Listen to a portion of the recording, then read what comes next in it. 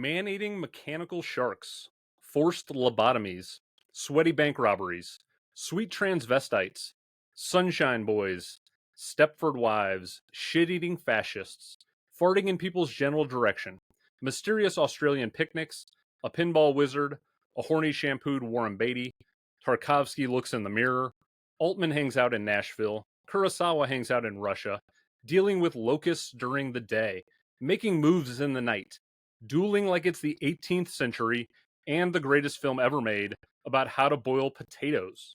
Can you feel the anticipation for 1975? I am your host, Andrew, and I welcome you back to the Revisionist Almanac, the show that gets into the time machine, takes a deep dive into past Academy Awards ceremonies, and determines what the voters that year got right and what they got wrong. Now, this is the 7th episode of the season, and we're at the halfway mark of the year.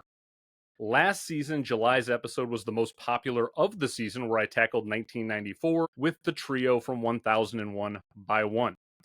I had my hands full trying to come up with a film year and guests that could rival that, but I think we've done it with this episode. So up first, he's getting his practice in for fatherhood as the patriarch of Best Picture cast. He's a musician, a baseball fanatic, a Clint Eastwood enthusiast, and he's recently become an avid VHS collector. Back for the third time, welcome Kieran B. How you doing, Kieran? Oh, very nice intro. Thank you. That's too kind. I'm great. I'm back. I've been here before, believe it or not. So whether you can find it or not, I'm here. The Black Knight always triumphs, and I'm back. But no, it's good to be here, Andrew. Always good to talk to you. You're going to introduce the next two gentlemen, who was always nice to talk to them too. But 1975, what I'm honored to be picked for this year. It's a monumental Oscar year. And yeah, let's go, baby. Now, before I introduce the other two gentlemen, I want to kind of take a moment because this is sort of a full circle thing for Kieran and myself, because my journey into the world of talking about Oscar-winning films starts all the way back in 2023 on an episode of Best Picture Cast, where Kieran and his co-host Joey R. kindly invited me on, and we discussed One Flew Over the Cuckoo's Nest from 1975. So it's really great to kind of bring the synergy all the way back around. Kieran, I think we had a lot of fun on that episode a couple of years ago on your show. I'll make sure to have that link in the notes in the description to this. So I would recommend people go check out that episode, which was a lot of fun. It was a revisit of the first time that you guys had already talked about One Flew Over the Cuckoo's Nest. Yeah, and I actually re-listened to that as prep for this episode. So I had to hear what some of my takes were on some of the other Best Picture nominees, and some are quite the same. Maybe some have changed. We'll see. We'll get into that. But it was fun hearing a young Andrew Corns plugging his personal Twitter account and having nothing else to plug. We've come a long way now to today. I mean, I could hear like the ghosts in the time machine waves saying, no, there's so much more to plug. But here we are now. So you've come quite a long way, and what a platform you've built. I'll say I actively chose not to listen to that episode. Oh, cool. I was like, I looked back to see if you had one, and I'm sure I listened to it in 2023. But I was like, I'll know soon enough. I don't need to know what he thinks about Cuckoo's Nest yet. I ran far away from listening to that episode again because I didn't want it to influence my own opinions from what I thought at the time. But we'll get into all that. Awesome. So next up is someone making his second appearance on the show. Though his podcast CineMusts is taking a temporary hiatus this year, he's never far away from a film conversation, and I know he's been chomping at the bit to talk movies with the three of us tonight. Please welcome back to the show, Myke Emal. Myke, it's great to see you. It's great to see you guys. I know I'm filled with such positive emotions. Revisionist Almanac, as you know, means friendship. And Myke, Kieran, and I were on the 1996 episode of this show last season, so it's a nice little coming together again for the three of us. I'm very excited to have the two of you together on this show once again. So, Myke, thanks again for taking the time to put in all the work. I know that you got a lot going on in your day-to-day life, but you look like you've slept for days. You look great. Fresh. If I can, I'm so happy to be here. I can't tell if I'm being undeservedly honored or punished to be selected for this episode, because on the one hand, to be selected to be on the panel for 1975 and with you three guys is amazing, but also to be selected on the panel that by and large film fans consider is like the one year the Academy got it all right. Like, am I being set up to just be on autopilot for the one that doesn't need revising? I don't know. We will find out soon enough. All right, and last but not least, he's making his Almanac debut. Though this isn't the first time he and I have been on a podcast fight club together, he's my favorite Georgia Peach. He's the co-host of the War Starts at Midnight podcast. Allow me to introduce you for the first time to the show, Peterson W. Peterson, welcome. Very excited to be here. I know you're 18 episodes in roughly? Correct. So excited to be here. I mean, what other year would you want to talk about? Like, this is top 3 at least. And it might be boring because it's so many bangers in that top 5.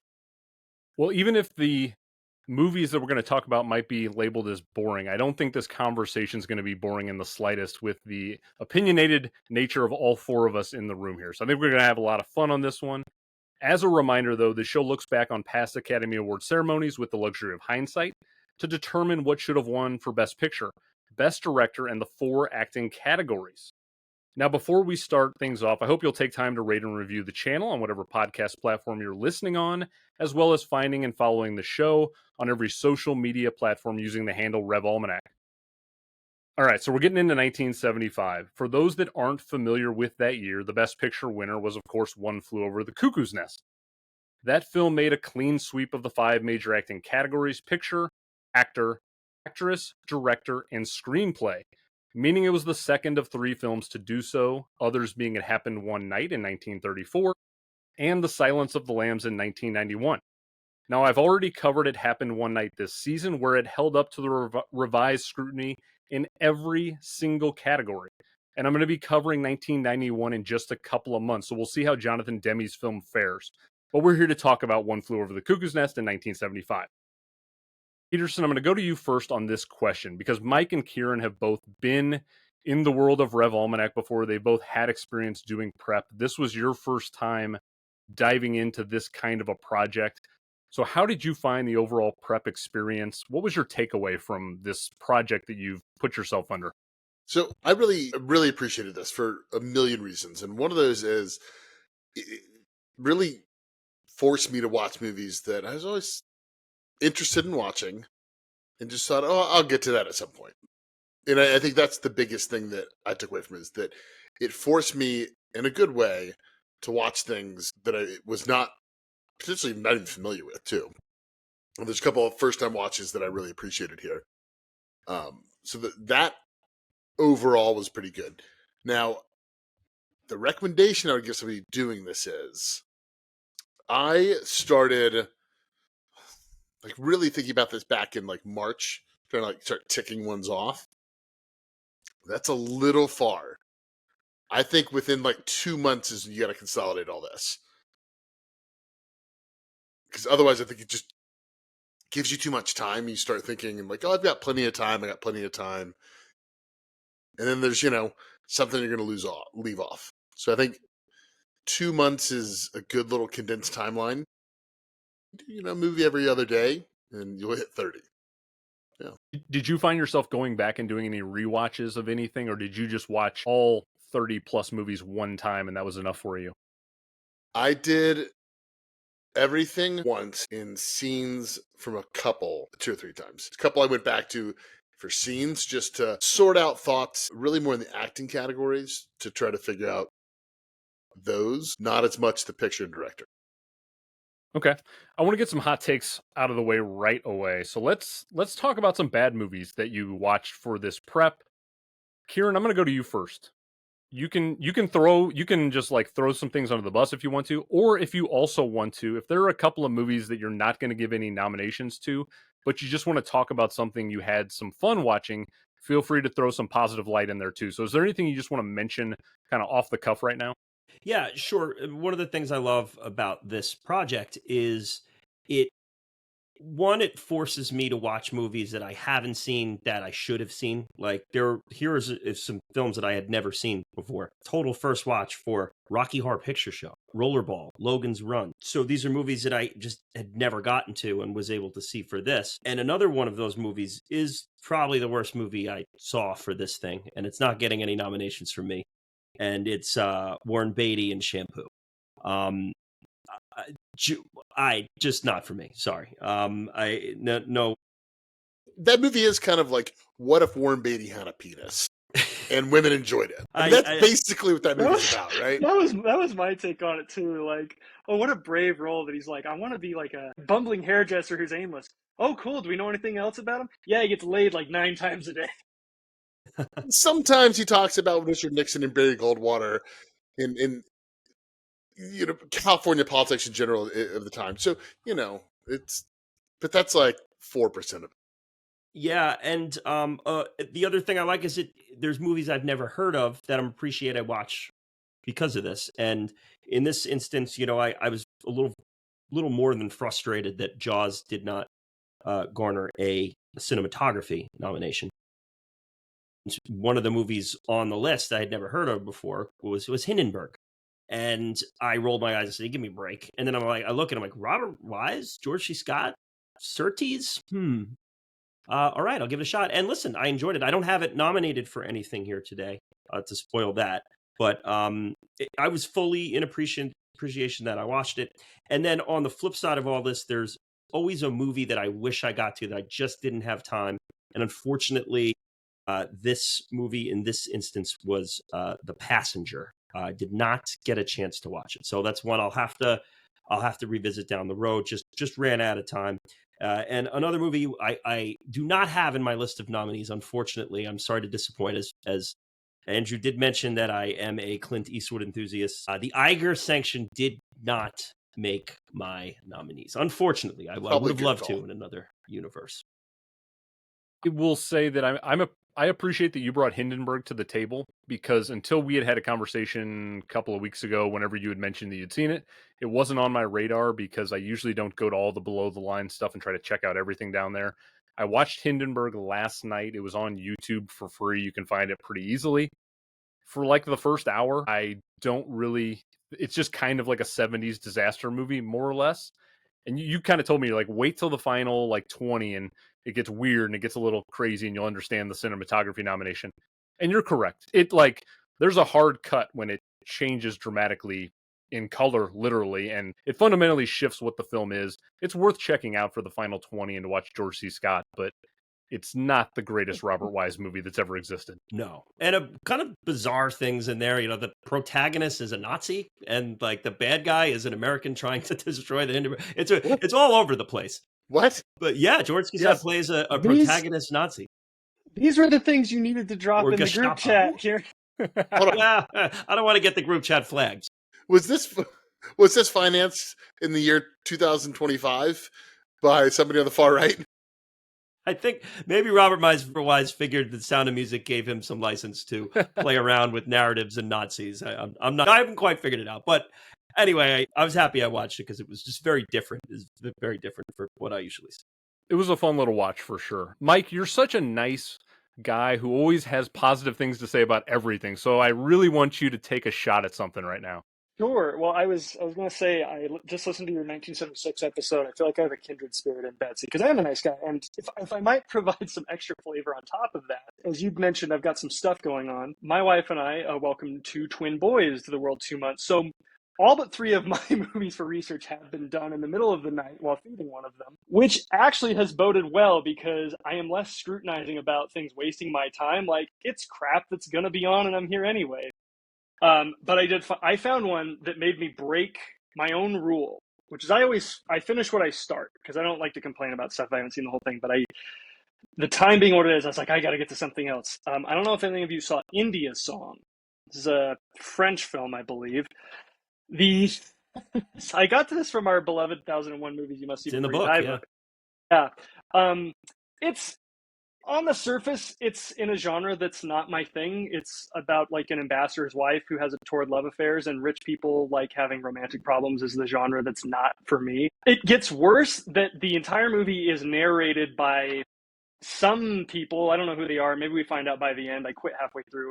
They're narrating what has happened, and we're just getting this told over shots of abandoned buildings, like this embassy is now deserted, and the actors will basically be put in there as still figures. So as they're describing like the dissolving of this marriage or whatever, the actors just kind of stand there, and I'm like, it feels like this could have been the sort of thing we could have acted out with dialogue or something. So I didn't even finish India Song. I needed to move on to something else. So that one was definitely bottom of the barrel for me. If I could shout out one that I was glad I saw, one thing that I noticed this year, all the directors are out working this year, almost to a T. Everything that I picked up as soon as I got it started and I saw who directed it, I was like, I've heard of them, which is very fascinating. So there's a Stanley Donen movie that came out called Lucky Lady. I don't know if anybody saw Lucky Lady. It's on YouTube.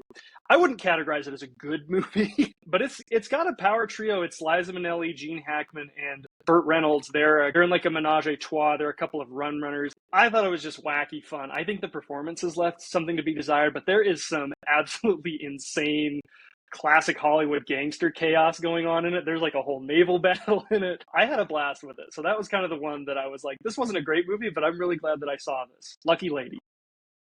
I appreciate you telling me that after the fact that we've already gotten recording, because I didn't really want to go to that movie. And unlike the Hindenburg movie, I don't know if that's one that's going to draw my attention at this point. Protagonist Burt for all Reynolds is a Americans. rum runner? Sounds pretty good.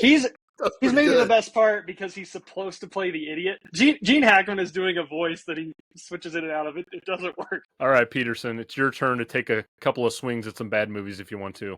So, I knew you were going to ask this question, Corns. You sent us a little prep list, and I pulled up a list from IMDb that I must have you guys guess what the number 2, 3, and 4 films on this list are.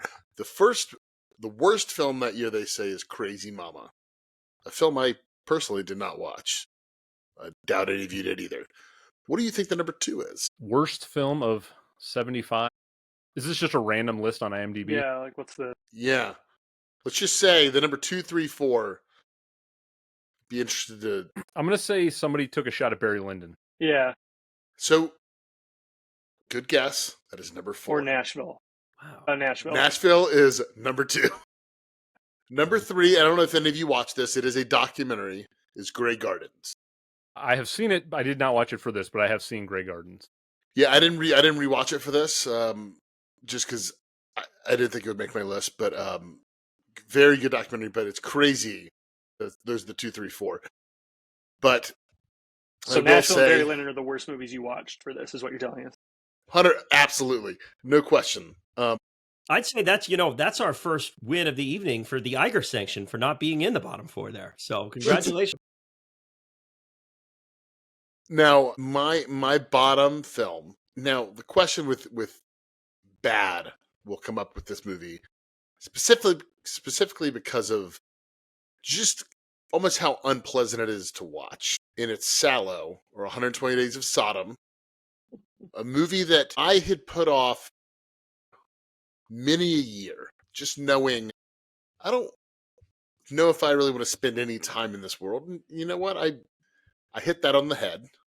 I knew I wasn't going to enjoy it. But it is a strange movie because the craft from Pier Paolo Pasolini is quite incredible. But you're watching just the most unpleasant and I think meritless display of what he's trying to say. I think it's one of those movies where it is, one, unpleasant, and two, I don't think it has any idea what it's trying to say. There is so much shit in it, like actual, like physical shit, literal shit. There's so much sexual violence. It is just so unpleasant to be in. But it's also incredibly well made. Like it is, I think, like Pasolini was a true filmmaker. And I think this truly is a strange movie in every sense of the word. I don't know if I'm upset I watched it. I'm glad I watched it. I don't think I'll ever return to it. I don't know why I would. So for me, I think it's Salo or the 120 Days of Sodom. Yeah. So I will keep my Salo takes to a minimum. I'm not going to nominate it for anything tonight. And 1 week from the time that we're recording this right now, I'll be doing an entire episode on that film with 1001 by One Trio. And we're going to take a full deep dive into it. I've watched the movie 5 times this year. That's way more than anyone should ever have to watch that movie. Hold on. Have you had the authority show up at your door yet? I mean, like, I'm not streaming it, so they don't know. I've got the criterion here, so I don't think anyone's tracking my watches. But Kieran, did you watch Salo? I voluntarily passed on this. Okay, one. Just Myke, did you? Come on. I got enough going on in my world right now. I put it in Fate's hand. I said I would do it. I've never seen it before. I said I'd do it if I could find it on any of my streaming stuff. Criterion Channel doesn't even have it, so I didn't. But, good on you, Andrew, and have fun with that 1001 by One spot. I can't wait to hear how many of the 120 days they'd rather endure than rewatch Treasure of the Sierra Madre. It sounds like a lot of fun. I love the saltiness. It's amazing.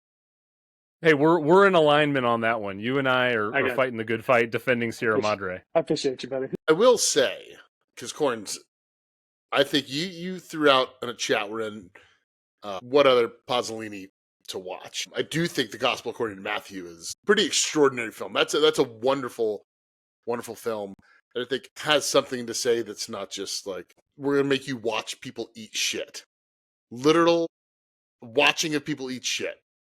It is and not like, they took a spoon and then you hear it. It's like, no, you actually like watch them put it in their mouth and it happens for like 5 minutes straight. It's wild that Pasolini has a film, Gospel According to St. Matthew, that's literally in the Roman Catholic Vatican's greatest films of all time list. And then he's got Salo, which is one of the most controversial films of all time. It's like full end of the spectrum for Pasolini. Again, I won't mention Salo on this. Check out the 1001 episode, which will be out at some point over the summer, and you can hear me talk a whole lot about that movie. I will say my favorite moment of the Gospel of Matthew is when you first see Jesus walk on water. And he's walking, and you see him walk away, and there's no music, there's no attention called to it. It's just this kind of very matter-of-fact telling of it. And I'm like, this is like, it's such a beautiful moment that captures so much about what he's trying to say about kind of truly faith. I think is the biggest thing in that moment. Yeah, I'm pretty deep down the Pasolini hole right now. I think I've seen 6 or 7. I've tried to get as many as I could because I know Adam St. John, our friend, mutual friend amongst all of us, he's got the Pasolini Criterion box set, so he's cranking out a bunch of them. So I'm trying to keep pace with him. Big so head. We'll have a whole Pasolini conversation on that episode. I'll say I watched 35 movies for this prep. 12 of the 35 were first time watches for me. So there was quite a bit of stuff that was a gap for me. But the only movie I would say was flat out bad is Shampoo. That movie is a piece of crap, and it does serve one purpose, which I'll get to in a little bit. But aside from the one purpose it will serve later in this episode for me, there's no reason to ever watch Shampoo. If you want to listen to people talk about Shampoo, though, go check out friend of the show Tom Duncan and Dana Duncan. They did a great episode, Greatest Movie of All Time podcast, with Sarah Shea from Shea Cinema. So go check out their episode on Shampoo and don't actually watch the movie Shampoo, and you'll be better off. I promise you. And we will have a silent bid for my VHS of Shampoo. If you want to take this off my hands, you come reach out to me at Best Picture Cast. Just, and then we can put Shampoo to bed, maybe potentially. Don't know who Shampoo is kind of loosely based on. I do not.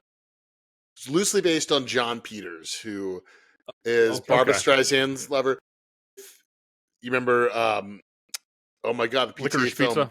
Licorice Pizza. Bradley Cooper played him in there. Right? Bradley Cooper plays him, and he was just a hairdresser. Gets caught up with all these people, and now he owns part of the rights to Superman. So if you ever see a Superman movie, you'll see his name pop up. I mean, he's probably has a yacht just because he's got some money in Superman. I think it's fair to say none of us will ever watch Shampoo again if we have the choice in our life. I certainly will not. Okay, maybe Myke will. Myke's a nice guy. I really like that Peterson has chosen to refer to Warren Beatty's character as Shampoo, a la the shark same as Jaws. I hope we can keep this going. I hope later we can be like, this is where Cuckoo's nose pulls the water fountain off. floor. All right. Before we get into the categories, though, it's worth mentioning if Kieran, Myke, Peterson, and I all agree with the actual Oscar winner in a category, that's going to get automatic entry into the Almanac. It's going to skip the online voting process. So what we're going to do is we're going to list off what was nominated, then what was won. We're going to wipe the slate clean, and we're each going to give our own nominations and our own winner pick. But because this is an episode with 3 guests, we're going to bring back the very special 3-guest rule, which I know Kieran is so excited about. We haven't had this since 1996's episode, which Kieran and Myke were both a part of. So, for anyone that's not familiar with that rule, social media limits voting polls to a maximum of 4 choices, and with the 4 of us all having an opportunity to vote for a unique, different pick, there's the chance that there are 5 different nominees in a category. So, if the 4 of us in a category all have unique, different selections than what was actually the winner for the Oscar, that winner will not even get a chance to go to the online poll, and our 4 picks will get the opportunity. Does that make sense? Okay. All right. A couple other quick notes for 1975. The hosts that year were Walter Matthau, Robert Shaw, George Siegel, Goldie Hawn, and Gene Kelly. Quite an eclectic group of hosts for that Academy Awards. Jaws won all its nominations except for Best Picture. It's actually the last film to do so since Traffic. And Amarcord, which was nominated for Best Director, is the last film to be nominated.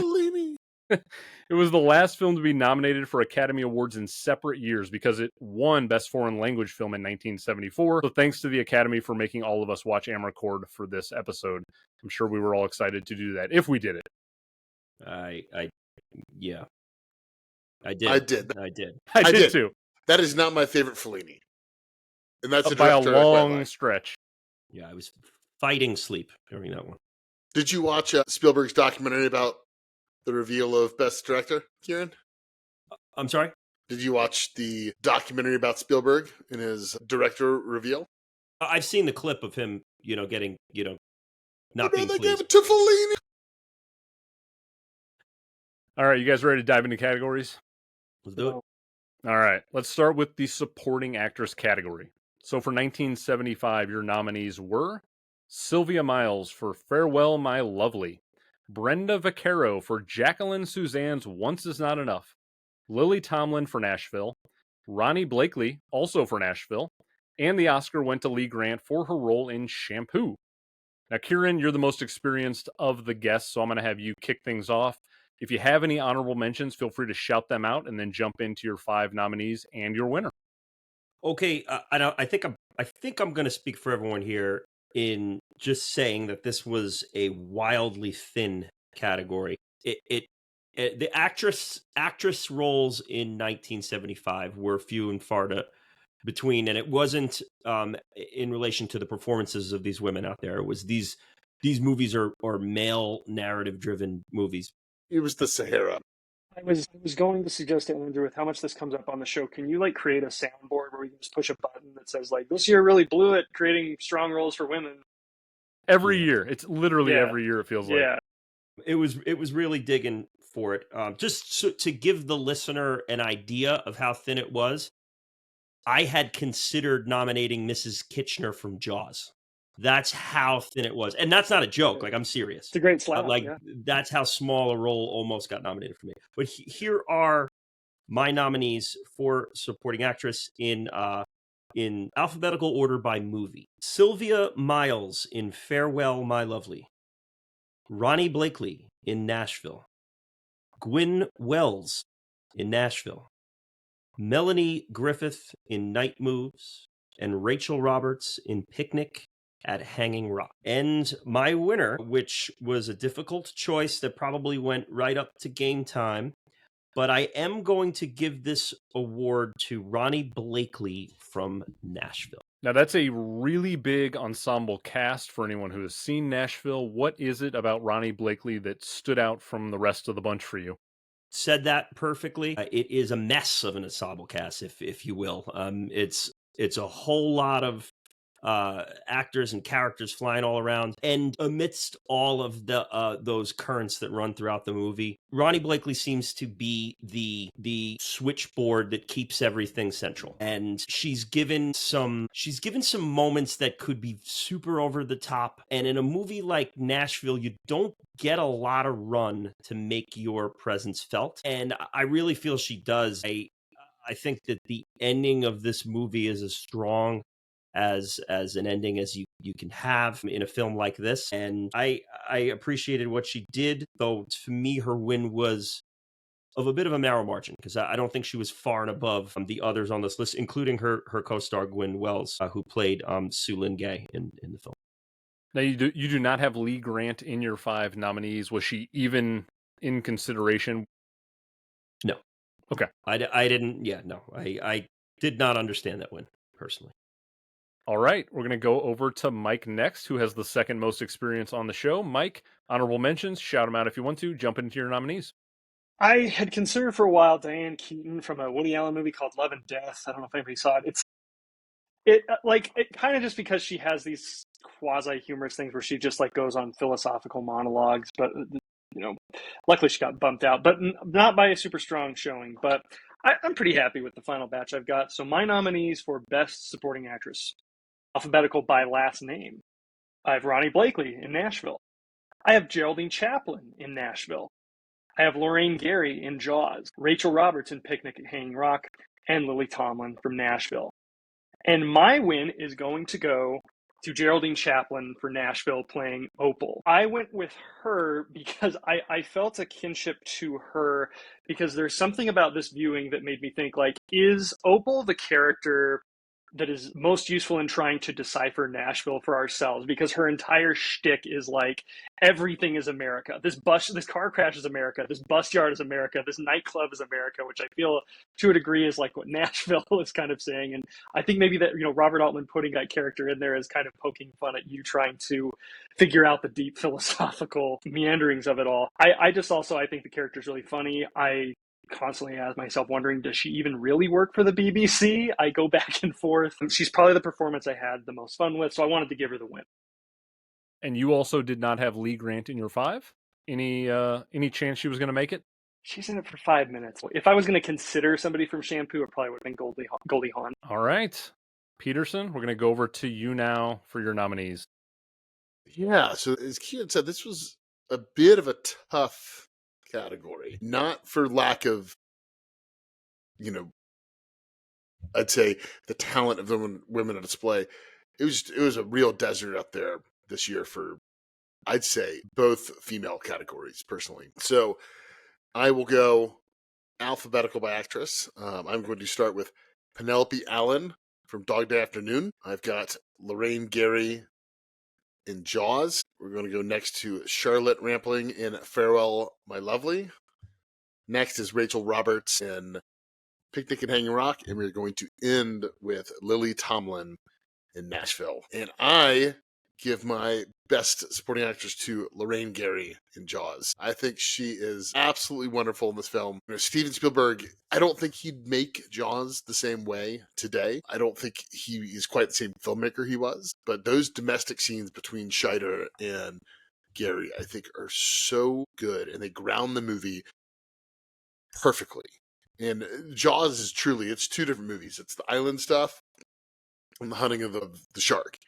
And I think without her presence, Jaws is not nearly the strongest. Without her presence, I don't think Jaws is nearly as strong as it is. You guys both picked the same actresses from Hanging Rock?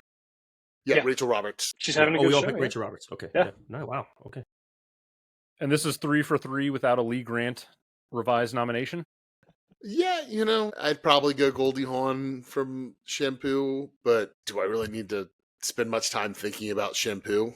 I mean, truly. So yeah, to me, I didn't really think twice about it. There's a couple other actresses from Nashville, like Ronnie Blakely and Geraldine Chaplin, I think are both fantastic in that. Sylvia Miles in Farewell, My Lovely.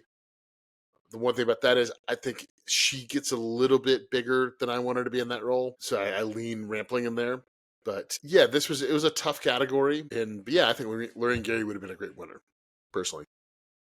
All right, so it's over to me now. If I do not have Lee Grant as my winner, she's automatically taken out of the conversation, and she will not be going to the dance.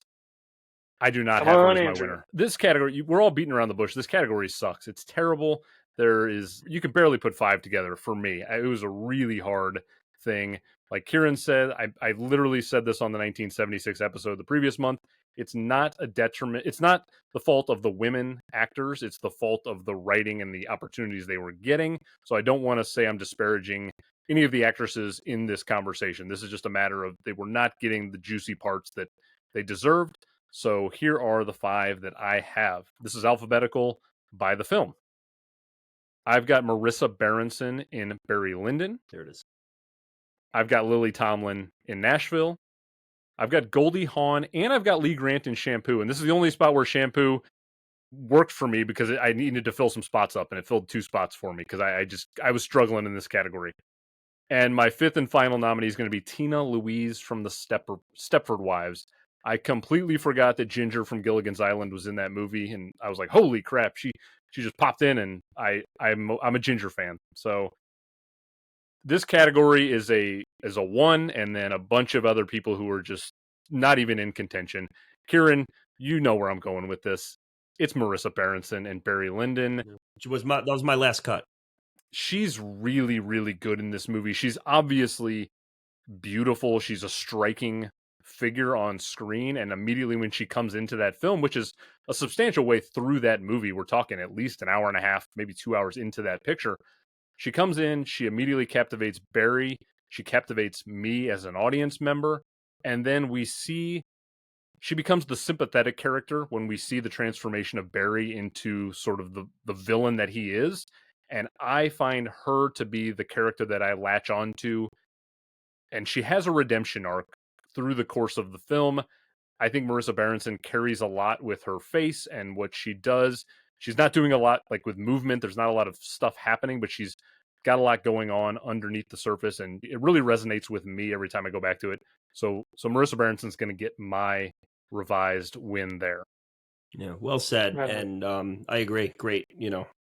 She's in many ways kind of embodies what you talked about in the women not getting the meaty roles, because there's probably a lot more run for her to be had in this near, or over 3-hour movie. She does it really well, and there's a lot that she's telling in her face without words. She was my 6th place, my last cut, and I'm a little disappointed I didn't include her now after your win there. Good choice.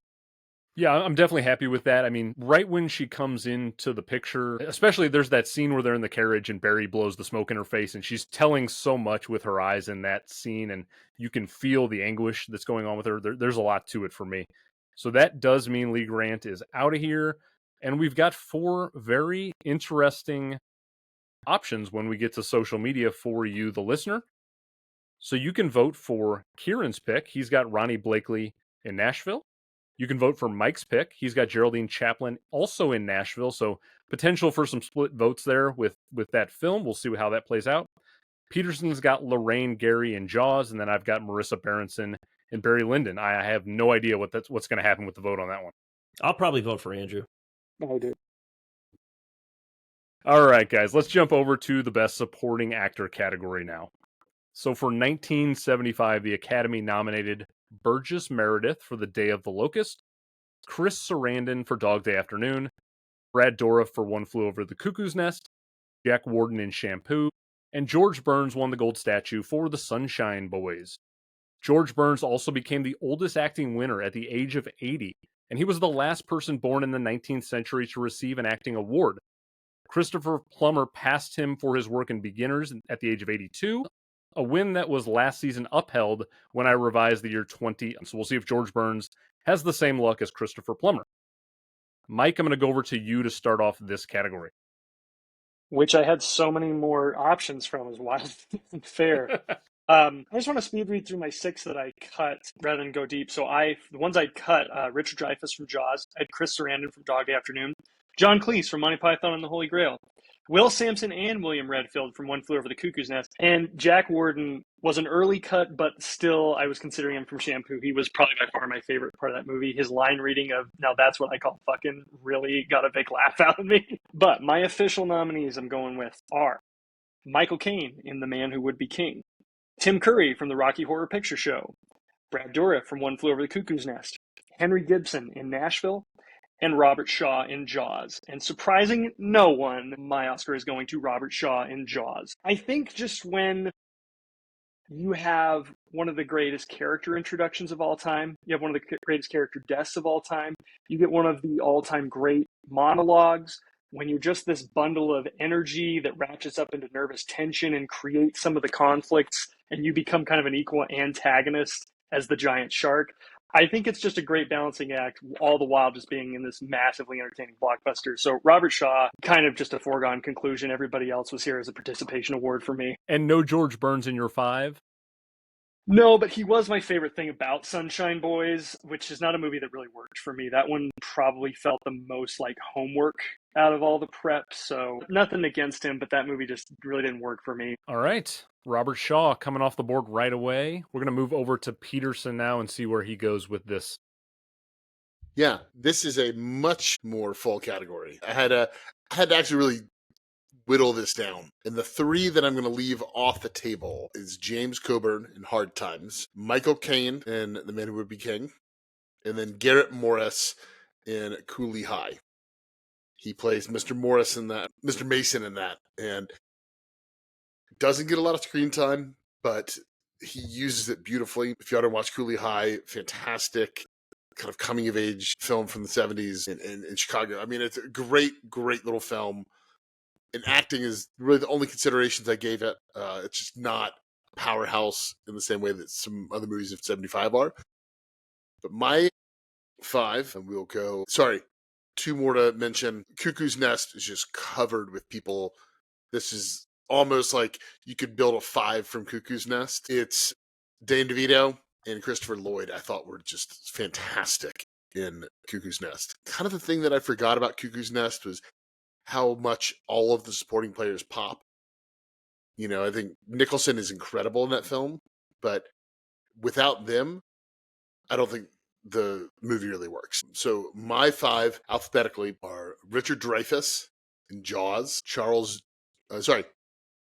Brad Dourif in One Flew Over the Cuckoo's Nest, come alphabet wrong there, Charles Durning in Dog Day Afternoon, and then it'll be Leonard Rossiter in Barry Lyndon. He plays John Quinn. And then finishing it off, Robert Shaw in Jaws. This was tough because, you know, I love Brad Dourif. I think he is incredible in Cuckoo's Nest. He was very close to my number 1, but I had to give it to Robert Shaw. Truly, he's got the Arizona speech, but then his introduction speech it might be just as good. Like Shaw's just having an absolute meal of a time, and I cannot believe they had him host the Oscars. Truly, talk about somebody who I cannot imagine. Let's have him get up on stage and announce some stuff. Like what are we doing? The inmates were in the asylum that year. Surely he was sober during that. He did not take a drink that night.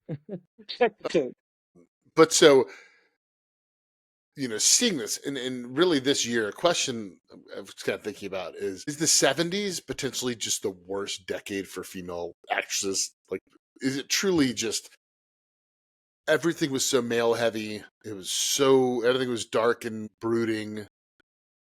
Like, is it the worst decade? You have the 2 Godfathers, Cuckoo's Nest. You got Queen Faye Dunaway reigning supreme in the 70s. Yeah, but that's, you know, Rocky wins the next year. It's not like Natalia Shah's good in Rocky. Yeah, I mean, I'm definitely finding, so I've just come off 76. We're in 75 now, and I'm already prepping for 1973, which is going to be the end of this season. So I've kind of really hit a pretty pivotal point in the 70s. It's not that the top end actresses aren't there. It's that there's not depth. There's just, it's hard to find like more than like 10 or 12 in any given field for a year so far. I'm really struggling in 1973 already, much like I was doing here. So it's very plausible that the 70s is one of the weakest female decades just for quality and consistency. I don't know. All right, and you do not have George Burns in your 5 either. No, I didn't. I like the Sunshine Boys just fine. Anybody need to win an Oscar from that movie? I don't think so. It's a perfectly fine movie. I'll probably never watch it again, but if it was on again, I wouldn't be mad. All right, so 2 for 2 for Robert Shaw. I will jump in next, and then we'll let Kieran finish us off for the category. So George Burns will be at the dance no matter what.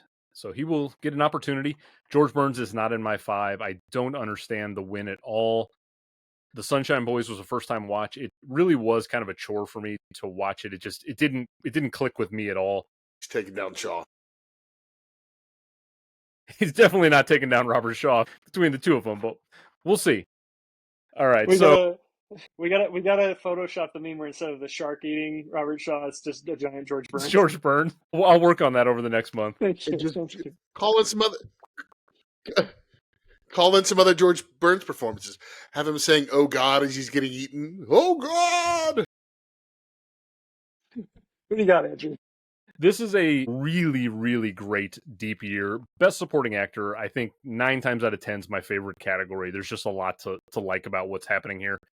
I could probably pick, to your point, Peterson, I could pick a 5 just out of Cuckoo's Nest in this category if I wanted to. Dog Day Afternoon was also a film where I had a hard time determining which of the gentlemen was going to get in there. John Cazale just misses out. He's my number 6 of my nominees. But here are the 5 guys that I've got in this category. I've got Charles Durning for Dog Day Afternoon. He's the only one in that film that's going to get in. I rewatched it again today just to kind of like solidify if that was the person I was going to choose from Dog Day, and I think he has the most meat on the bone in terms of a supporting character there. I mean, I like what Chris Sarandon is doing in it, but to me, Durning has a larger, more substantial portion of that film to be doing the heavy lifting there. Do you think that sweat is natural? Yes. 100%. I think so too. I've also got Richard Dreyfuss and Robert Shaw for Jaws. I think that they both are incredibly important to that film. I've got Brad Dourif for One Flew Over the Cuckoo's Nest, who, even though I didn't go back and re-listen to the episode that I did with Kieran and Joey a couple years ago on their show, I'm pretty sure that I was very praiseworthy in my discussion of Dourif. I love what he does in that film. And then my 5th nominee is going to go to Danny DeVito, also in Cuckoo's Nest. I think DeVito is so funny in that movie, and he feels so natural. He did the stage play as well, I believe, if I'm not mistaken. And so he just felt like he was really well connected and tethered to that character. I'm kind of going on a lifeline here and hoping that Kieran picks Brad Dourif when we get to him, because I do want him to be represented. But I must say farewell and adieu to all other nominees. The win is definitely going to Robert Shaw for me. The monologue, specifically in the, 60-70% into that film, that big scene about the USS Indianapolis, that's a really pivotal point. He's carrying a lot there. He's a Shakespearean trained actor, and he brings so much to Jaws. I love him. He's crazy. He's dangerous. He's wild. Like, I remember seeing that movie really young, and he kind of scared me. He was almost more terrifying than the shark itself, because he was so wild-eyed and crazy. I love Robert Shaw in the movie. He's going to get my win. So that's 3 for 3 for Robert Shaw. And we'll go over to Kieran now. Really quick, I apologize. I misspoke. I said the Arizona earlier. We're talking about Shaw. I meant the Indianapolis. Arizona was Pearl Harbor. Okay, my favorite category of the night. So no differences there as far as our experience with it. 4 of these actors I truly love, and I do want to shout out Charles Durning, a wildly underrated actor, a really strong character actor who just missed my list. He's a bit of a store brand Rod Steiger, but I love that, and I mean that in the most affectionate of ways. Really, really strong actor. Love him. Wished I could have got him in. I went a different way in that route. But here are my nominees for supporting actor in alphabetical order by film. John Cazale, Dog Day Afternoon. Robert Shaw in Jaws. Brad Dourif in One Flew Over the Cuckoo's Nest. George Burns in Sunshine Boys. And Oliver Reed in Tommy. You and your Oliver Reed? There's Oliver Reed. Yeah, brother. Turned Tommy on and had no idea Oliver Reed was in it, and Same. he stole the show. That was a first time Blu-ray. watch of Tommy? First time watch of Tommy. I had an aunt who was obsessed with it and always would talk about Tommy. I guess it turns out that I look, as a baby, I look like the child in Tommy. So that I found that out as I'm watching it this time. I'm like, oh, I get it now. Oliver Reed is not my winner, though. My win goes to the great Robert Shaw in Jaws. A clean sweep here at the Rev Almanac. An undeniable performance, a mind-boggling omission at the Oscars. And you'd have to believe if this film was directed by an older Steven Spielberg, Shaw would have gotten the nominee and possibly the win. Spielberg just didn't quite have the juice at that section. He didn't even get the nominee himself. I think, yeah, you guys said it all with Shaw. It's an incredible monologue, and there's other great moments. He's a world-class stage actor who just absolutely crushes it in this film, so he gets my win. I think the problem with Jaws was it was too successful. I think that was why nobody took any of the acting seriously. Because like I love Moby Dick. Like that's one of my favorite books, and like this is as close as we're ever gonna get to like a true blue Ahab. So like this getting a Rev Almanac win, I think like legit checks off a lot of like he's a respected Shakespearean actor. There's like a lot of literary merit to his performance. Are you saying George Burns doesn't stand a chance in the polls? Like, come on, George Burns. What's the over/under on percentages for Burns when we get to the voting? Lived to like 140. I think he made it into an Eminem song. I do feel really bad that Brad Dourif's not going to get represented. It was like 1 and 1A for me, Shaw and Dourif, and he is as integral to Cuckoo's Nest as Nicholson and as Fletcher is. Like he is very important to that film. And again, I'm pretty sure Kieran and I waxed poetic about him on his episode. So if you want to hear me talk about Dourif, go check out that episode. We did. And to be fair, you also waxed poetic about Danny DeVito on that episode too. So wonderful. Okay. You're staying on track here. Consistent. All right. So Shaw, really quickly, you have George Burns in your 5, Kieran. I do. Did you enjoy that performance? Obviously. Much like Myke, he was my favorite part of the movie. I found that when he was on screen, I was drawn back into the narrative. I gave him a respect nomination. You know, as you said, Andrew, it's a bit of a head scratching win for you, but it is also a bit of a historic win, and I kind of tip my cap there to that. So he did enough to get in for me, and opposed to going with 2 Dog Day Afternooners. Totally respect that opinion. There's a chance. This always happens where people who are listening to this episode, where they're preparing to cast their vote, they'll go and check out movies they've maybe never seen before. I do hope people at least check out Sunshine Boys, because even if it doesn't work for me, it can totally work for somebody else. And it's not a movie that is widely recognized or widely talked about or thought of. And so because George Burns will be in the conversation, I would recommend going and checking out that film just to get a little bit of context for the history of this category and this conversation. I'll say that is not a Neil Simon play that I think holds up quite as well some of his others. And I think there are some, great Neil Simon works. Obviously, Dreyfus is very famous and won his Oscar for one of them, The Goodbye Girl. Yeah. Odd Couple. Yeah, Odd Couple. I think, Simon's got some incredible works. This is not punching to me nearly the same weight as those. And I don't even really love any of those screen adaptations. I think they're all pretty good. I had just done a guest spot a couple of days ago for another podcast where we did The Odd Couple. So Neil Simon's kind of front and center for me. And it was a stark contrast between how well written and fast and strong The Odd Couple is compared to Sunshine Boys for me. It was just this huge disconnect, but I do appreciate that I at least went back and I watched it for the first time so I could get some context for Burns's win. He will get to go to the online vote against the 4 of us who are all in agreement with Robert Shaw in Jaws for the best supporting actor. And hey, a category where I could give nominations to John Cazale, Robert Shaw, and Oliver Reed. Let's go. It's pretty good. And if you want to hear Kieran talk more about Oliver Reed, go check out the episode of Worst Picture Cast. Revenger. Yes. Revenger.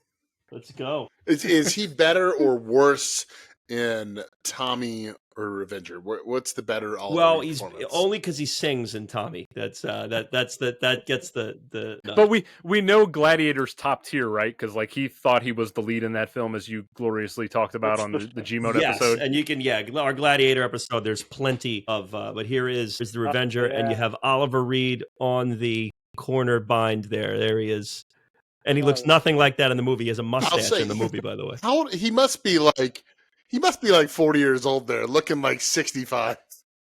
Let's think about Oliver Reed. That's how they were built in the 70s.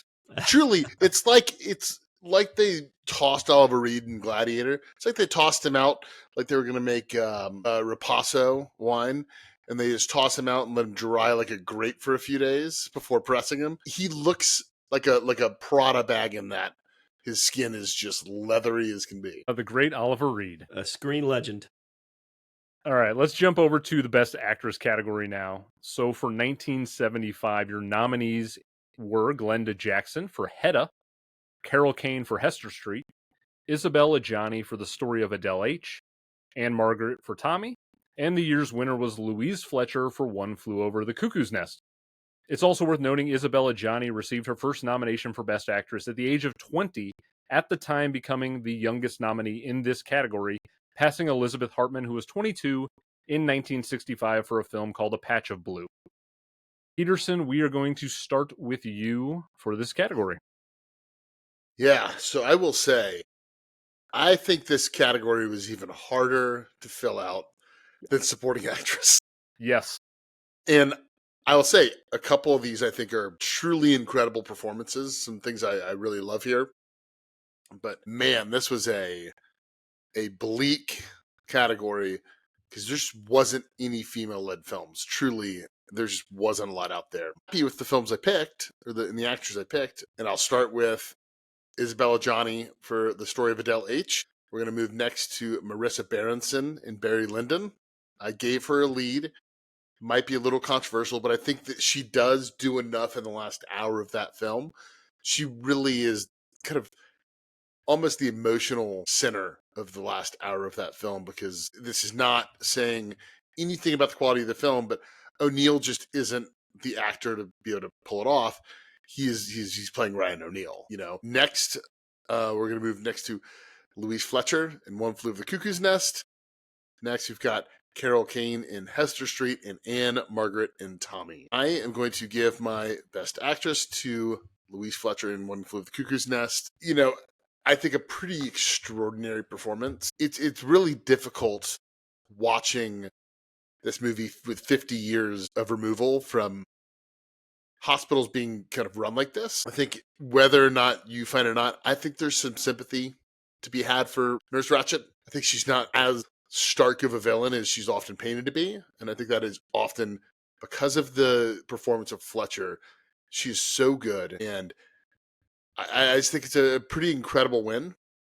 It would certainly be in my top Best Actress wins of that decade with how I think powerful she is. So I think Louise Fletcher in One Flew Over the Cuckoo's Nest. All right, we're going to go over to me now, and then we'll jump over to the other gentleman. So my honorable mention, much like Peterson said, this category is threadbare. I've got 14 women written down in my power rankings, but a lot of them just had very minimal roles, and I was really having a hard time finding them. The honorable mention I'll throw out, I'm not going to mention this movie too many times. I really do like Susan Sarandon a lot in Rocky Horror Picture Show. I have a lot of fun with that movie. I know there's a huge contingent of people out there who love Rocky Horror. I don't love it the way a lot of people love it, but I do have a good time with it. The 5 women, though, that get my nominations for this category are going to be Karen Black for The Day of the Locust. She's sort of a screen legend of B movies of that era, but I think she's really dynamic in The Day of the Locust. She's great in it. I've got Delphine Seyrig for Jean Dielman. This will be the only time I mention Jean Dielman.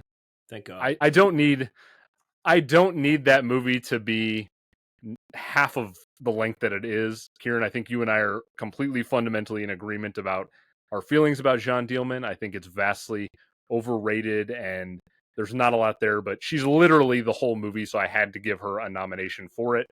I've got Louise Fletcher for One Flew Over the Cuckoo's Nest.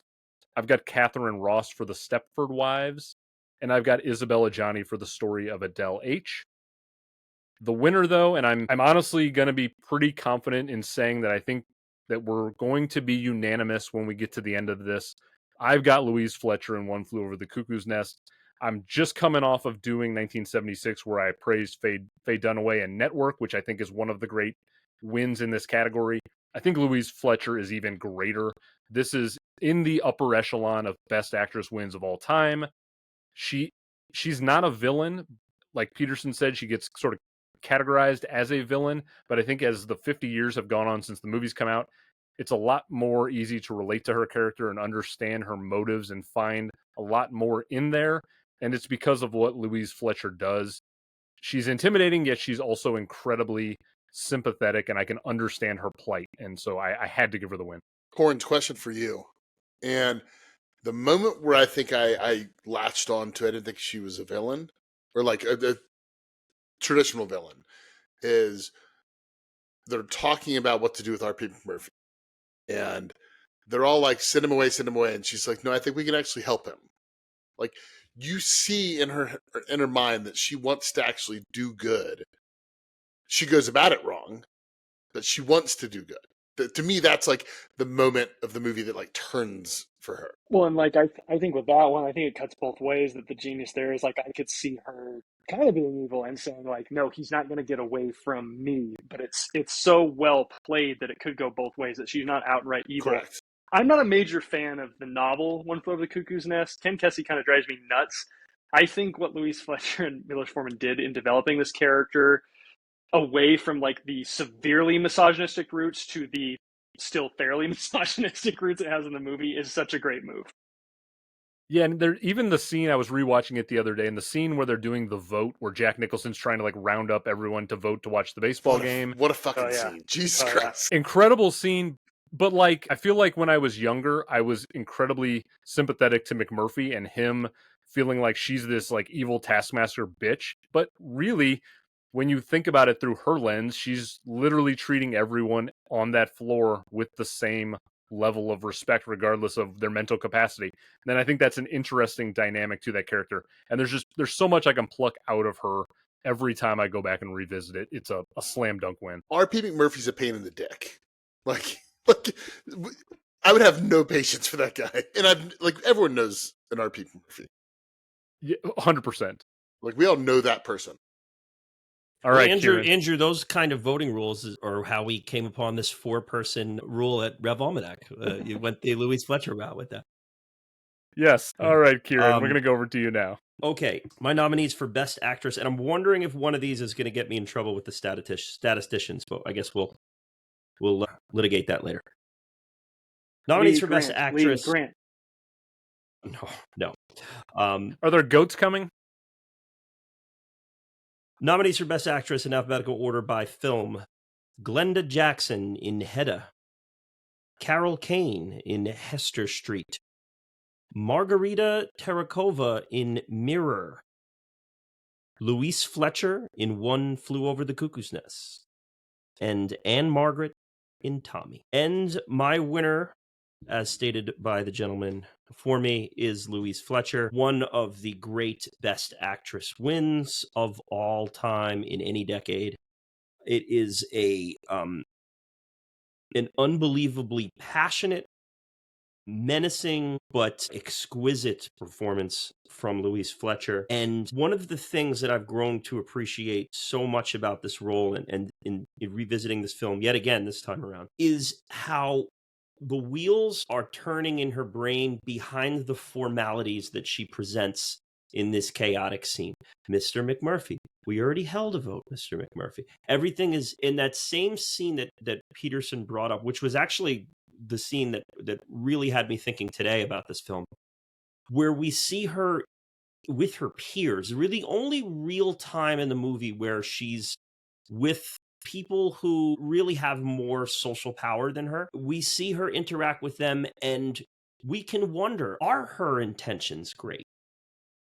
Does she really want to help McMurphy? And your reading of that could be similar to Peterson's, of that there is a part of her that truly wants to help you, or your reading could be elsewhere.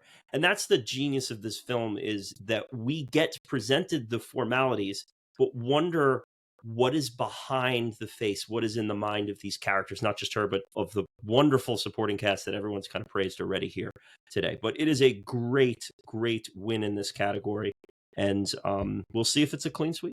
I almost Margarita Terrakova was I left her off. She was my sixth. So we are allowing Mirror for this. I know there's some confusion. Is it Yes. 74, 75? Yes, That's what I considered it 75 personally. Likewise. So, yeah. I did not have it on the bingo card, though, that Kieran was going to be the first one to drop a Tarkovsky nomination. Well, this is why we play the games there, Andrew. This is why we play the games. I'm not going to ask you any more Mirror questions yet because it may come up later, but I was deeply fascinated by what you thought of Mirror, and if it doesn't come up, I'm going to revisit that question for you later. All right, Myke, you can make it a clean sweep. You can get Louise Fletcher automatic entry, or you can go off the grid. Let's see what you got. Okay. First, my ones who didn't make the cut, I did have Margarita Terrakova on my honorable mention. She doesn't make my cut because I felt the magnetism that draws you to her, I think, is largely on like the burden the screenplay like puts on her. It's not so much the performance. And also that movie flew over my head. 3 a.m. feeding a baby is not the time to watch that for the first time. No, it is not. There was something there. So just my honorable mentions. As is Glenda Jackson from Hedda. Again, rich people having rich people problems. That movie also is like everybody's taking it a little too seriously. When she's burning the manuscript, it's like, geez, man, tone it back. But when she's shooting at people coming through her backyard and stuff, I thought it was fun. My 5 official nominees for Best Actress in a Leading Role are Isabella Gianni for The Story of Adele H., Louise Fletcher in One Flew Over the Cuckoo's Nest, Carol Kane in Hester Street, Bridget Mira in Mother Cooster's Goes to Heaven, and Delphine Seyrig from John Dillman, 23 Quai du Commerce, 1080 Brussels. And my win, I don't have enough self-esteem to go against the grain, guys. And luckily I don't have to. Louise Fletcher knocks it out of the park as Nurse Ratched. For all reasons said, I don't know what else. That role incredibly taxing on her to have to be the stoic face of authority when every other actor gets to have this camaraderie. She embodied it. She made it. It bothers me when I read trivia and critiques of the movie about like she's one of the most evil characters. She's a force of pure evil. I'm like, is she? Like everything we've been talking about is like I think the older you get, the more you're like, look, I don't think she goes about this the right way, but I don't think she's this pure villain, It's an all-time win. They got it right, and I'm not taking that away.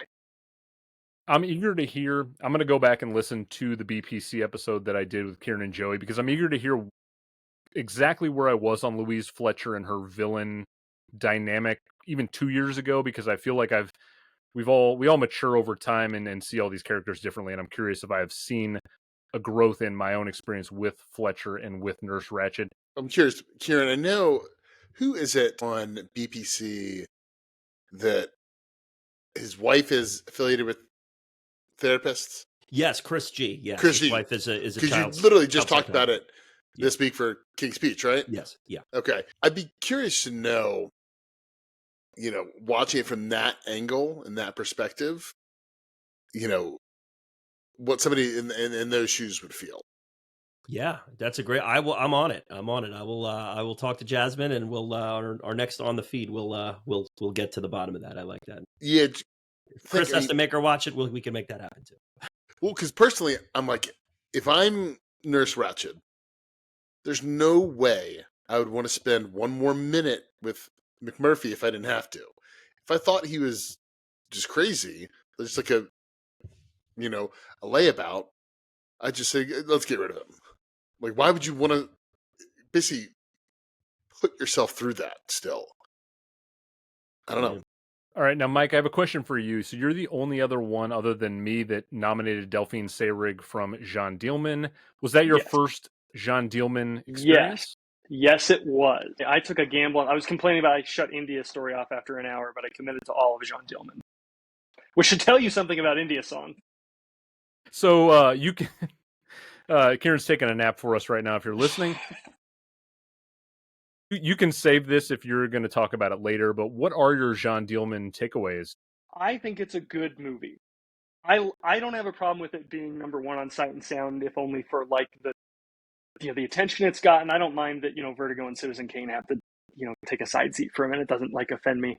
It's too long for me, and have talked to mutual friends of ours, I think I've heard people throw around adjectives about their response to the film, like riveting, hypnotize, mesmerize. And I'm like, I'm fascinated.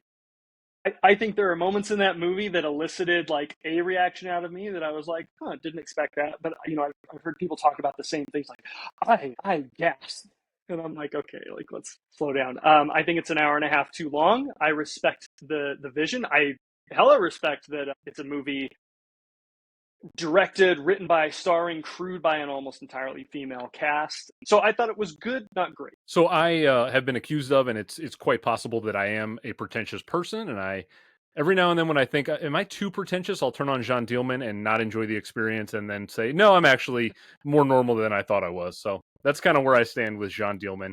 I think it's important to have that little what do they call it? Inception, the top. Yes, that's yeah. Jean Dielman's my pretension top. Yes, yeah, that's right. Yeah.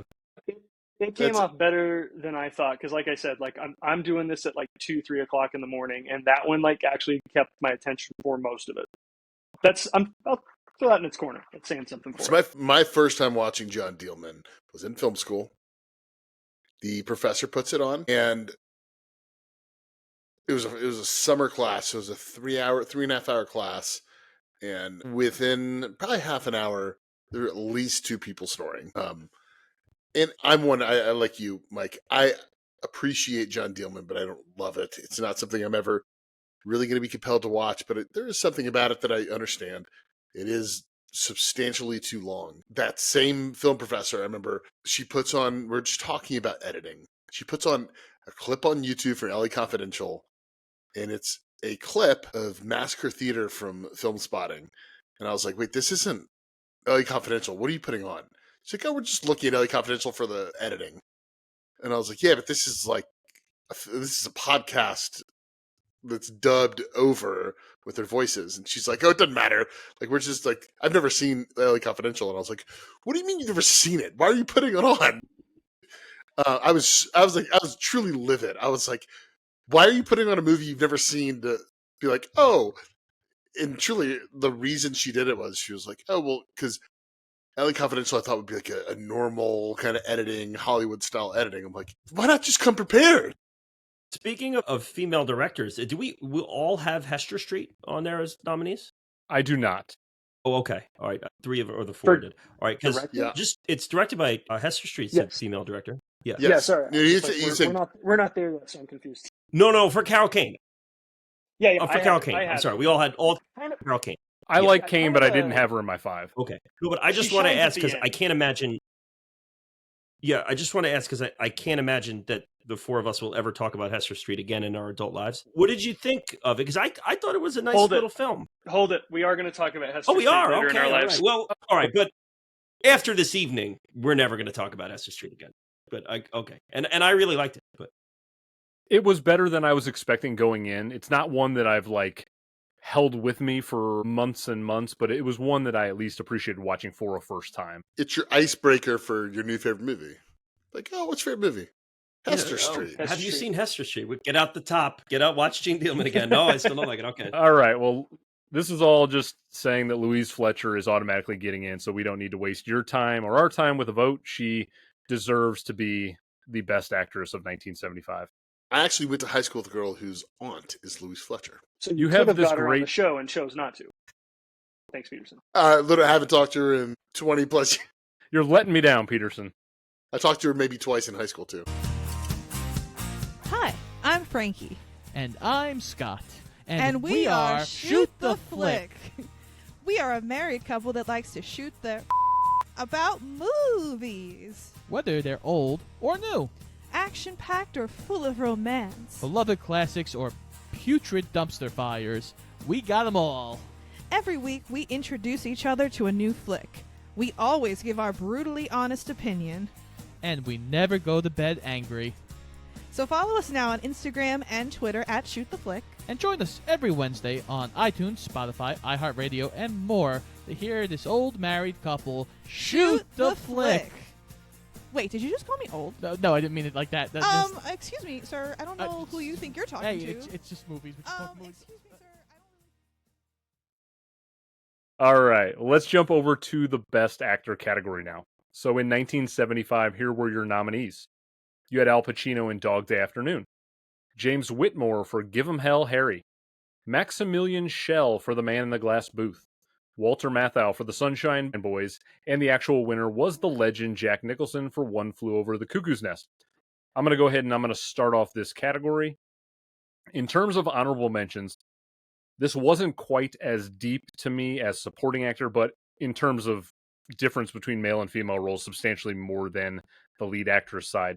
The two gentlemen I will shout out as honorable mentions. We've already mentioned Cooley High. Lynn Turman and Lawrence Hilton Jacobs are both dynamic and terrific in that movie. If you've never seen Cooley High, I always equate it to, it's kind of like George Lucas's American Graffiti from 1973, except through a couple of young teenage black kids in high school. And I find it to be a much more interesting, complex story. So if you've never seen Cooley High and you like coming of age films about high schoolers, I would recommend checking it out because it's a really well made piece of art from the 1970s. He almost made my honorable mentions. I went Garrett Morris instead, but yeah, very good performance. Yeah, very everything. Good little film. All the ensemble work in that film's really, really good. And it's a nice slice of life from African American culture that I'm not particularly familiar with, and so it was nice to see a window into that. The five gentlemen that I've got nominated, though, even though Peterson threw some shade at him, I don't care. Ryan O'Neal for Barry Lyndon gets into my five. Maybe he'll be in yours, but we'll see. But I've got Ryan O'Neal in my five. Everything about Barry Lyndon works for me. I've got Al Pacino in Dog Day Afternoon. It's Pacino. He's at the peak of his powers in the 70s. I've got Roy Scheider for Jaws. I've got Jack Nicholson for One Flew Over the Cuckoo's Nest. And though I know someone else, I believe Peterson, you had him in supporting. I've got Tim Curry in lead for Rocky Horror Picture. I do think he's a lead character in that film, but if you want to quibble about supporting lead, I'm fine with it either way. I think, was that Mike? You had Susan Sarandon? Wasn't me. No, I had Tim Curry supporting. You had Curry. Okay, okay. I knew someone had Curry in supporting. I could take it in supporting or lead, but I just felt he was kind of front and center in that picture quite a bit. Ain't nothing wrong with Tim Curry anywhere, ever. Exactly. I'll say it.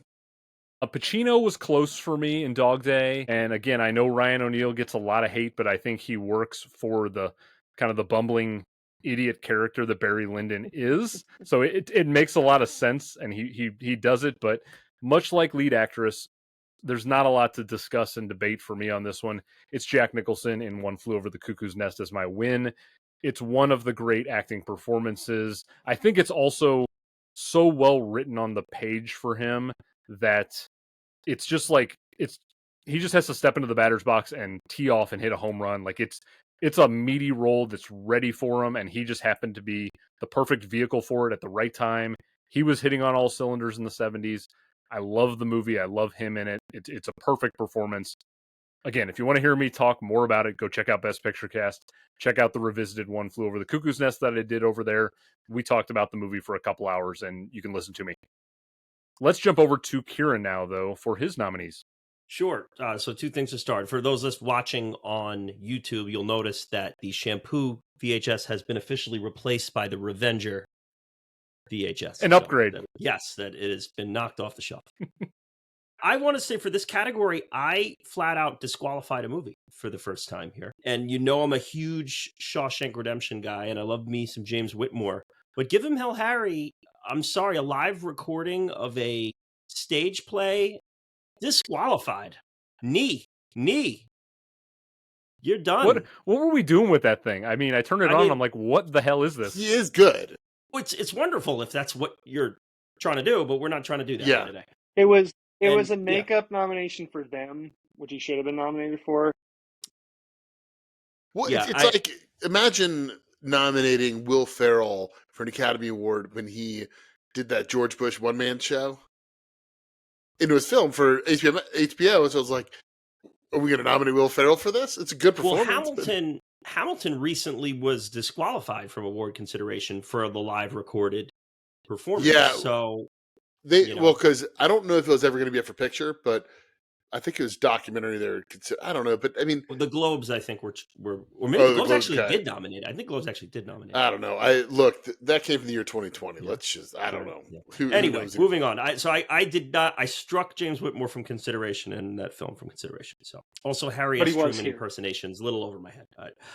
Anyway, my nominees for Best Actor in order of film, alphabetical order by film. I had Ryan O'Neal in Barry Lyndon, Al Pacino in Dog Day Afternoon, Roy Scheider in Jaws, Jack Nicholson in One Flew Over the Cuckoo's Nest, and Tim Curry in Rocky Horror Picture Show. So for those scoring at home, me and Andrew had the exact same Best Actor lineups. Mark that down. That will probably never happen again where Kieran and I are 100% aligned on a picture or a movie. Also, Tim Curry's the guy to bring it together, which is, I think, pretty great. There's something beautiful about that. Yeah. And my winner is indeed Jack Nicholson for One Flew Over the Cuckoo's Nest. Much like Louise Fletcher, I consider one of the great wins in the category. It's just a wonderful performance for everything mentioned in Andrew's section that I'm sure might get mentioned again in future sections, so I won't take up much more time on that. I've spent plenty of time talking about the wonderful, wonderful performance that Jack Nicholson puts out in this. It is an all-time legend of the screen performance here in One Flew Over the Cuckoo's Nest. Jack Nicholson, best lead actor. All right, Mike, let's see if you can keep the trend going.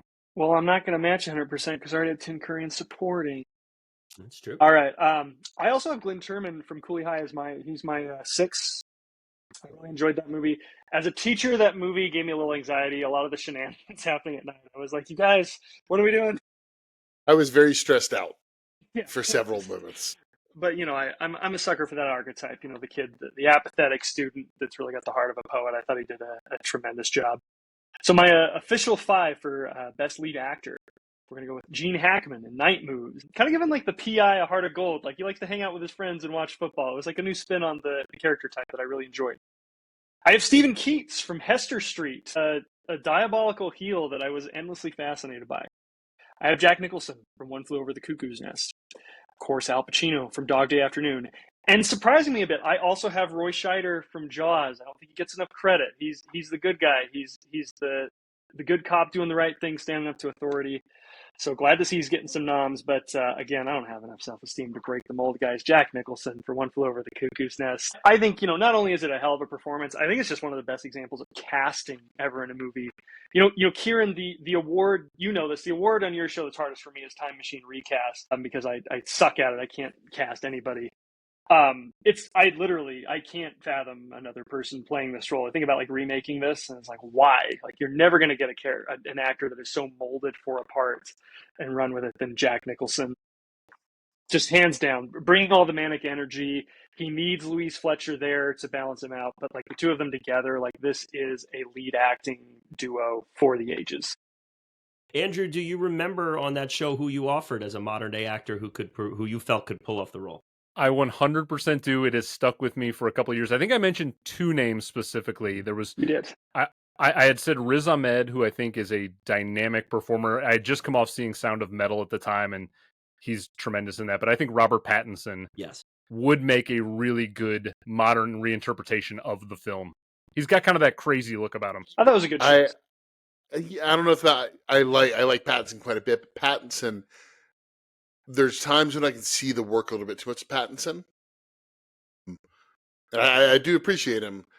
I think Austin Butler would be a good, the problem with Austin Butler is a little too good. You put him on screen and you're like, buddy, like you don't have any fucking problems in life. Look at you. Yeah, I know. He's like in the Bike Riders. Yeah. Like the first 20 minutes of the Bike Riders, he literally just sits in front of a woman's house just to like fuck with her boyfriend. He's like, what's this guy doing? And he just sits there. I think Butler would be a good one. That's a tough one though. If you're listening to this right now and you want to add to this discussion, send me a DM, email me, reach out to me on social media. Let me know who you would recast. You know what? He might be a pinch too old now. Bradley Cooper. It's Cooper. I don't know if he's got, I know we were talking about him playing John Peters. I don't know if he's got the crazy in his eyes. I thought of him today when I was re-listening to the show. I feel like Silver Linings Playbook would interfere with that for me. I think we've kind of already seen him go down Maybe. a lane, and Yeah. I don't know. I like the Pattinson choice. I do, and Yeah. I think I like the Riz Ahmed. I thought Andrew came with two really good ones there. Appreciate that, Kieran. All right, well, let's go over to Peterson. Peterson, if you say Jack Nicholson's name, he joins Louise Fletcher. He's automatically revised just like he won in real life. All right, so I will say whether or not he is going to be it. That will be my last person I say. So we're going to start out, and I think this kind of performance is not talked about enough. And all my honorable mentions were in there already, except for I think Robert Redford's pretty good in 3 Days of the Condor, basically playing like the most handsome person ever. Has his hair in that movie is extraordinary. Like it should have won Best Costume for that. But starts out, my first guy is Sean Connery in The Man Who Would Be King. I think it is an extraordinary movie star performance. And that's the kind of movie that does not get talked about in the Academy enough. And I think it's so hard to do. And I think the guy who's doing that so well right now, who's not getting the credit, is Gosling. I mean, he's just like a great movie star. Next, we're going to go with Al Pacino in Dog Day Afternoon. Next will be Roy Scheider in Jaws. Yeah. Lynn Turman in Cooley High. And for my final performance, Warren Beatty in Shampoo. No, it is undoubtedly, without question, Jack Nicholson should take home the Best Actor of that year. And it was the kind of thing that I was watching and I was like, I don't want to be so obvious. Come on, let me give it to somebody else. Let me give it to Scheider. Let me give it to somebody else. Please watch it and you're like, It's undeniable. Jesus, this guy is just... Because I truly believe Jack Nicholson might be the greatest screen actor. He's at least in the conversation for me for the top three to five. And it's the kind of performance you just overlook. You're just like, of course he's great in that. What else is he in? Like, well, he's good in that. So I think it's pretty contested. It's Nicholson. What a year for Nicholson, too. I was unable to get to The Passenger, but he's a star in that and also finds his way into Tommy, too. When he showed up in Tommy, I was like, what the hell is happening? As the doctor, right? Yeah. Singing. There's an old interview I read with somebody talking about working with Nicholson. And they're talking about how they worked with him. And they're like, hey, we worked together on Missouri Breaks years ago. And it was on a movie set at this point. And he was like, oh, yeah, I remember the great picture. Last time I did cocaine. And then the person, he like reaches into his pocket and pulls something out in his bag, cocaine. And he's like, hell, I haven't worn these since Missouri Breaks. But Nicholson, is there an actor who is given that many totemic performances like for over that many decades? Yeah, I do think there's something to be said for Nicholson's great performances being so, like you said, totemic, that it is easy to forget that he did go through some kind of dry patches mid-'80s. Like there were some spells where he was enjoying his Lakers games a little too much. He was just happy to be Jack Nicholson, which is fine. Good for him.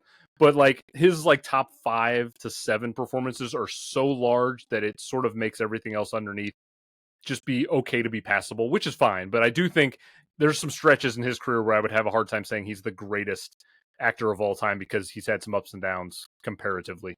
But imagine a performance like he gives in Something's Gotta Give.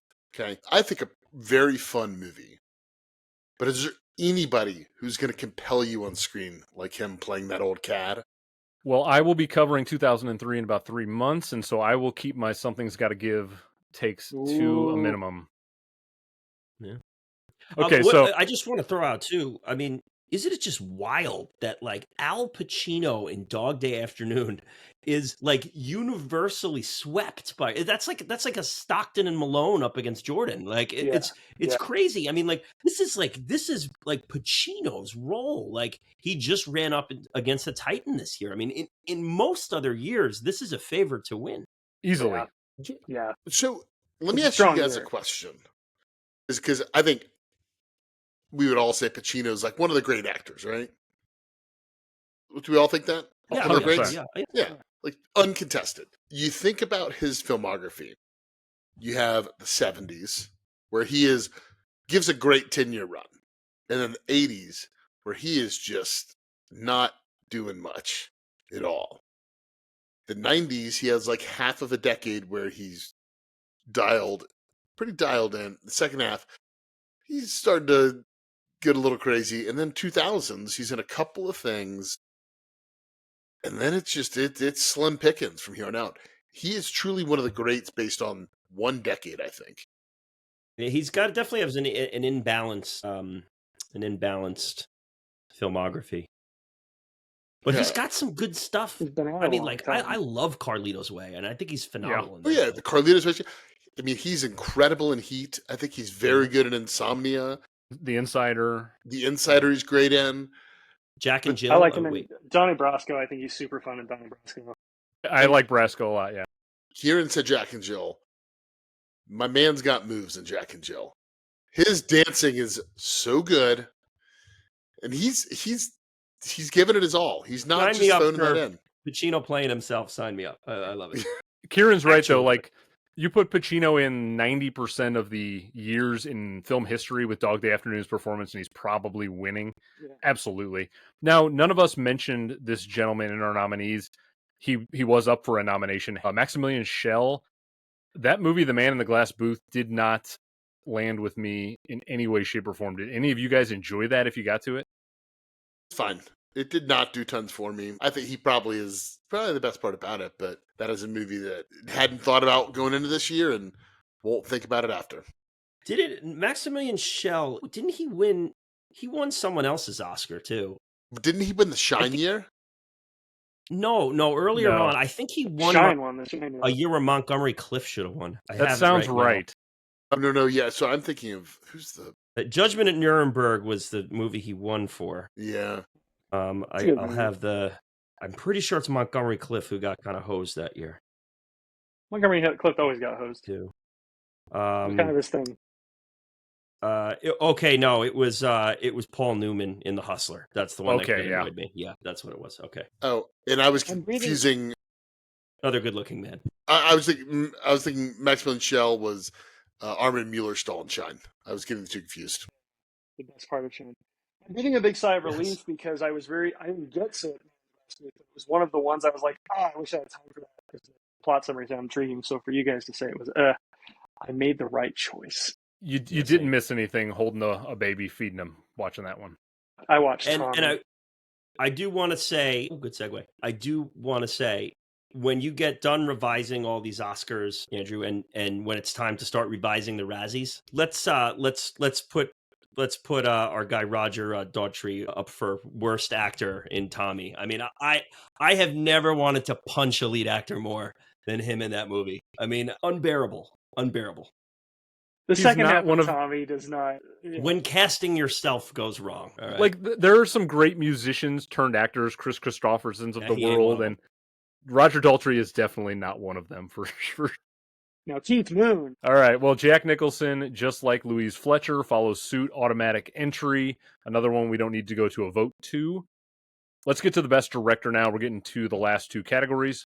So in 1975, your 5 directors were Federico Fellini for Amarcord, Stanley Kubrick for Barry Lyndon, Sidney Lumet for Dog Day Afternoon, Robert Altman for Nashville, and the year's top prize went to Milos Forman for One Flew Over the Cuckoo's Nest. I think we just need to sit for a second and think about that lineup. Fellini, Kubrick, Lumet, Altman, and Forman is a formidable 5 in any year. Those are all iconic directors. But it's like a late NBA All-Star starting lineup. I mean, it's crazy. And we'll get to it, but there are just a slew of other directors. I think Mike touched upon this earlier. Every time I went to turn on a movie from 1975, I'm like, oh, that director did it, and that director did it. Yep. They're all here. Let's go over to Kieran, though, to kick things off in this category, though. Sure. And on that note, when Spielberg's your 6th man, you got a pretty good squad.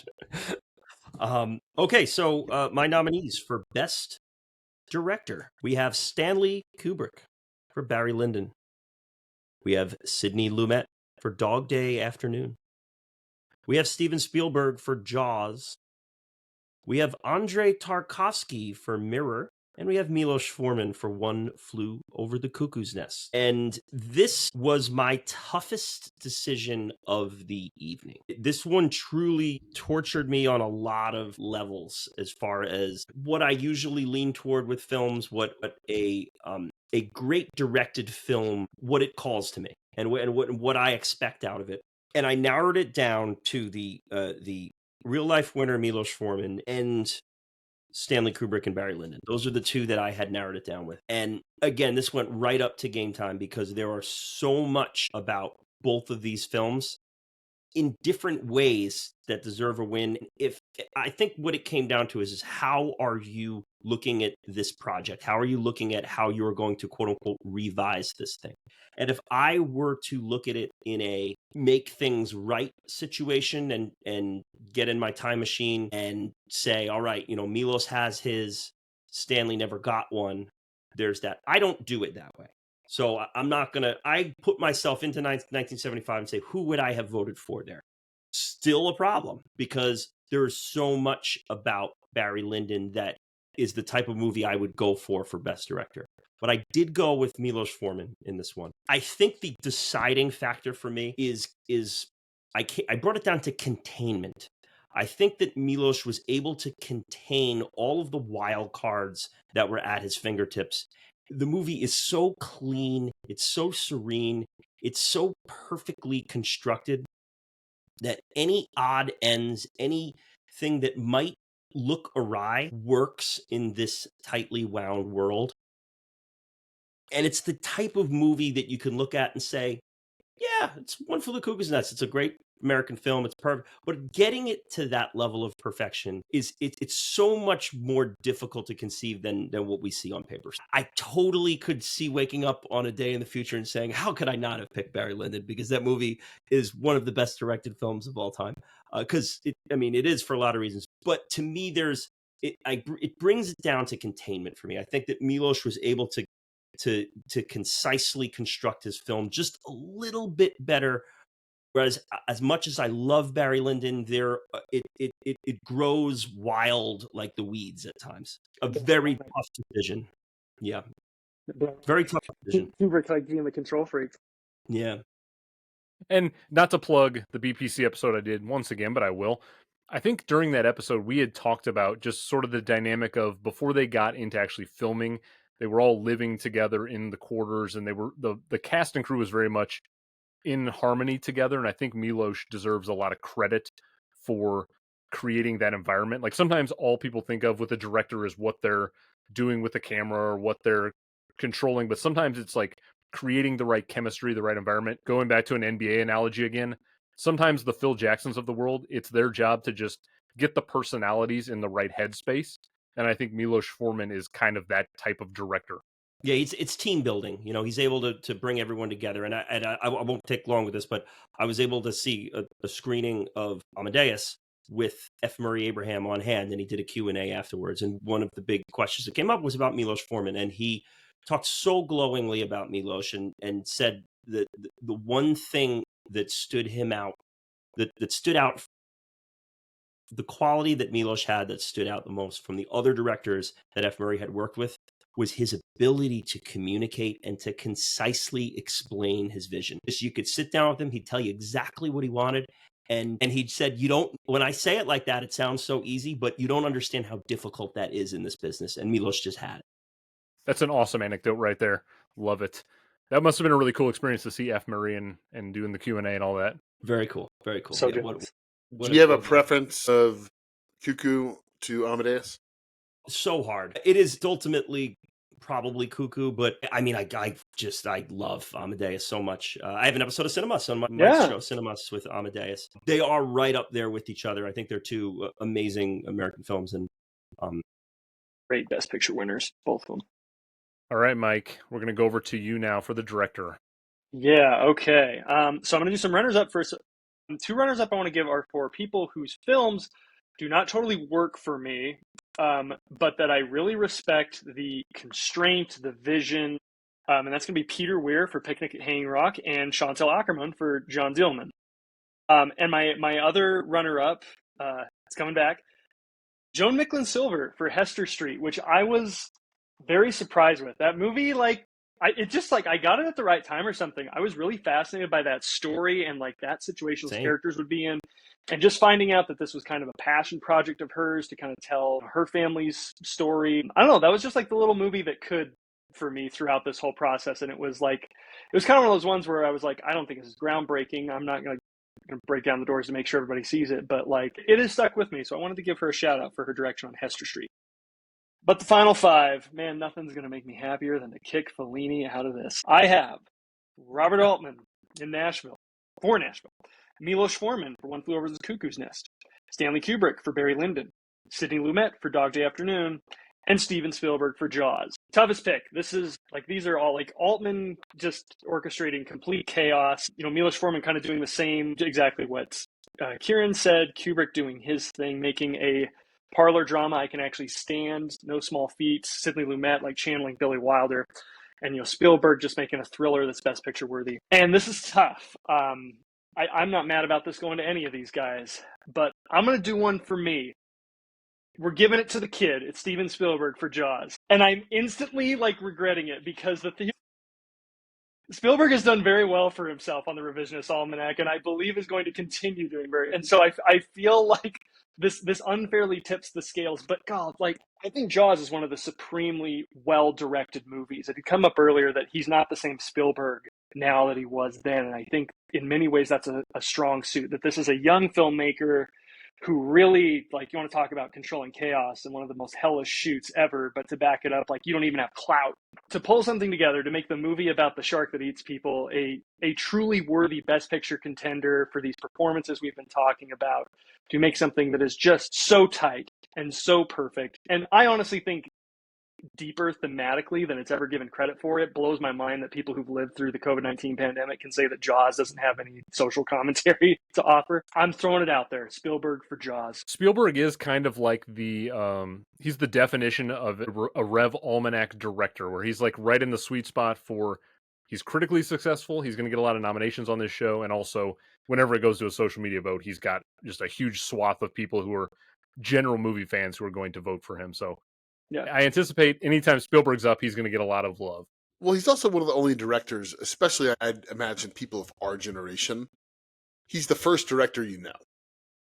Yeah. It's like you hear the guy who made E.T. directed Jurassic Park, and you're like, yeah, I guess I'm going to go sit down and watch some dinosaurs. Twist my arm. But he's got to be the first director you know. 100%. And it's truly fascinating to me that you have a guy like Spielberg who made so many hits. E.T., Jurassic Park. I'd say still to this day, things like Fabelmans, West Side Story. All of these are great films. And I still think he's probably undervalued. Yeah. And that's crazy to say about Steven Spielberg, the guy who, the guy makes more money in a year than we're probably any of us can make in our lifetime just from Universal. He gets $20 million a year from Universal just for his IP. They pay him because they're like, oh, we want E.T. at the parks. And if you want to hear Myke talk more about Steven Spielberg, this is a perfect plug for my own show, which is I'm doing a giant collaboration piece during the summer for Raiders of the Lost Ark, which won the 1981 revised Oscar last year. I've got like 20-something collaborators. I've got like 8 hours of footage. So I'm going to break it up over 3 different months. And Myke is part of that, where he talks about his love of Raiders, his Steven Spielberg Mount Rushmore, a whole bunch of stuff. So we'll get into all that. And it's your favorite, right, Myke? Raiders? Yeah. All time. Yeah, so you'll hear a lot of Spielberg love all throughout the summer, which makes sense because he sort of is the summer director for, I think, a lot of people our age. And like one more thing before I pass it to Peterson, just like I do feel bad about this because I do like Milos Forman was right there for everything Kieran said. Like his direction is understated. I think he created the space. I think he narrowed things down to it. Like I think it's a fantastic win. Like I said, I don't think any of the guys that are about to get nominated here, like this is the one category I'm like, I don't even care if I win. All right, Peterson, let's see who you have as your best director. All right, so I will preface this by saying who I ostensibly left out. Robert Altman is just outside of the top 5 for me. He is my number 6. That's tough. I think Altman's work in Nashville is pretty incredible.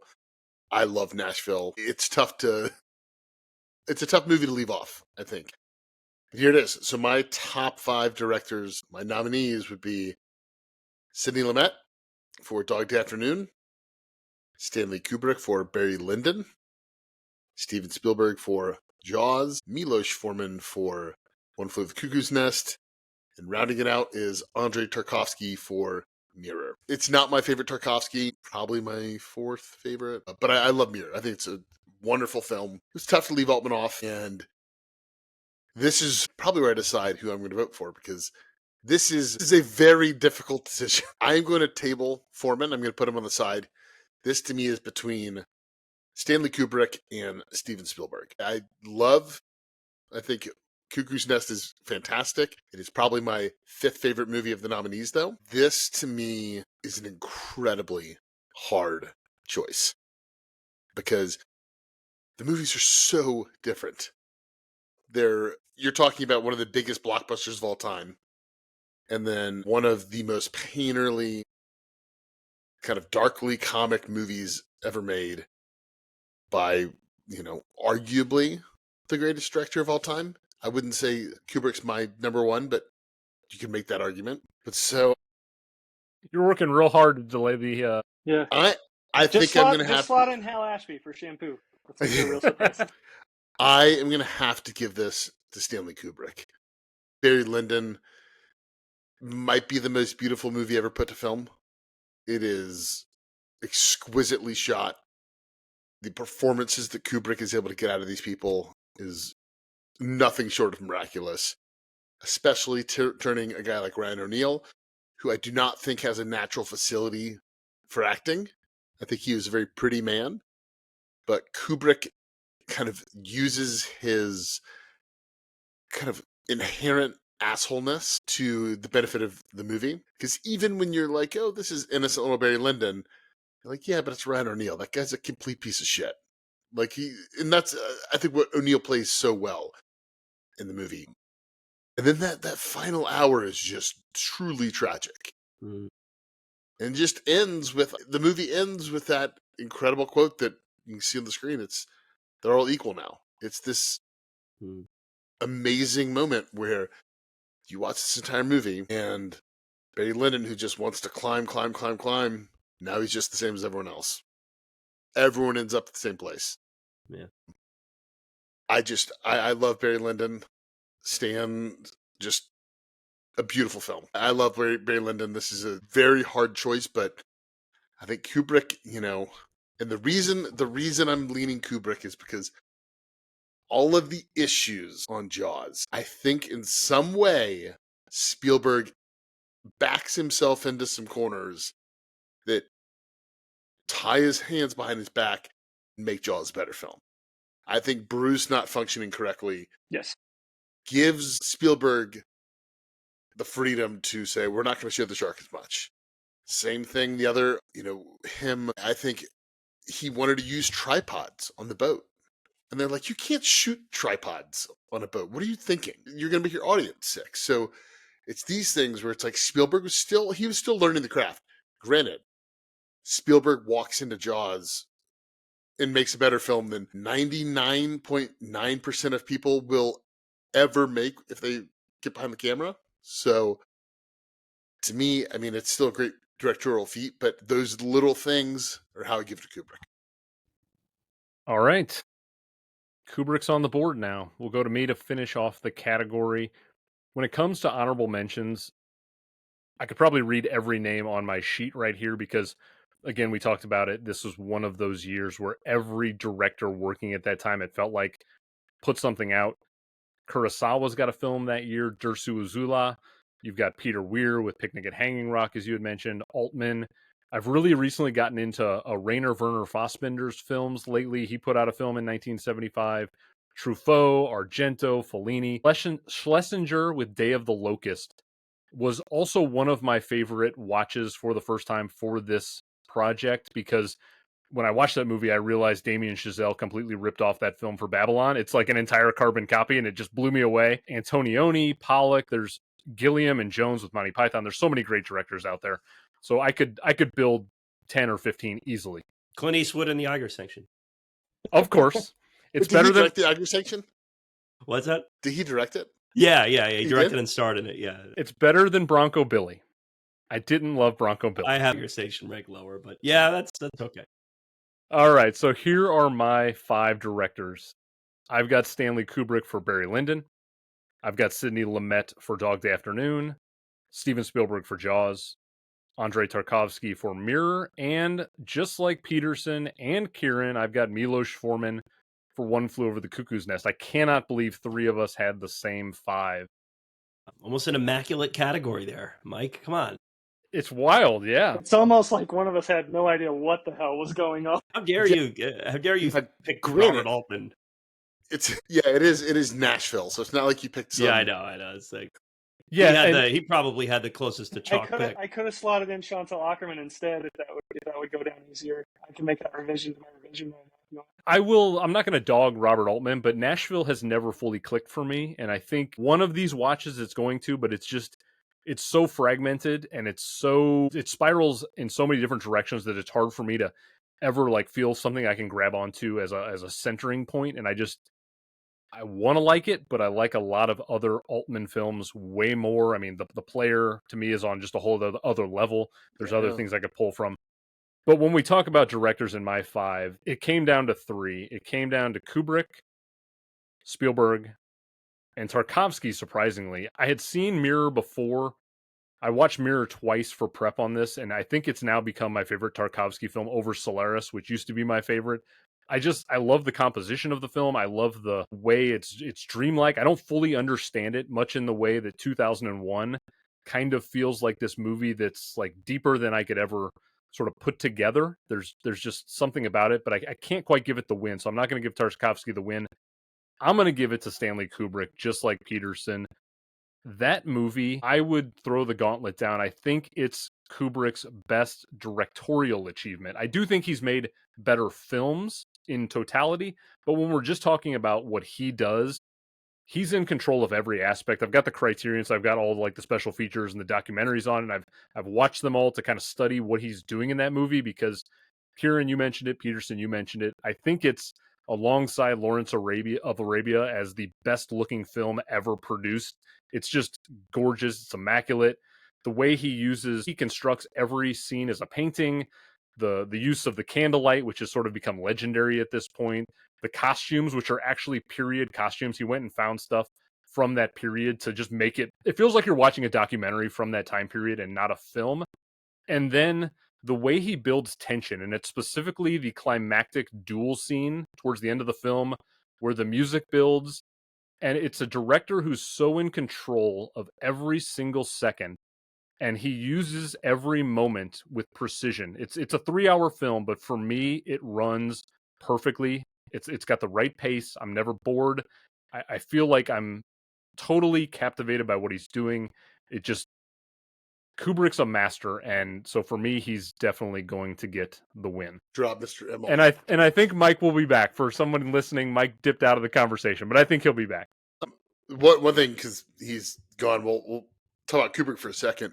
Just because Barry Lyndon was one of his movies, the first time I watched Barry Lyndon, I did not cue into the humor of it.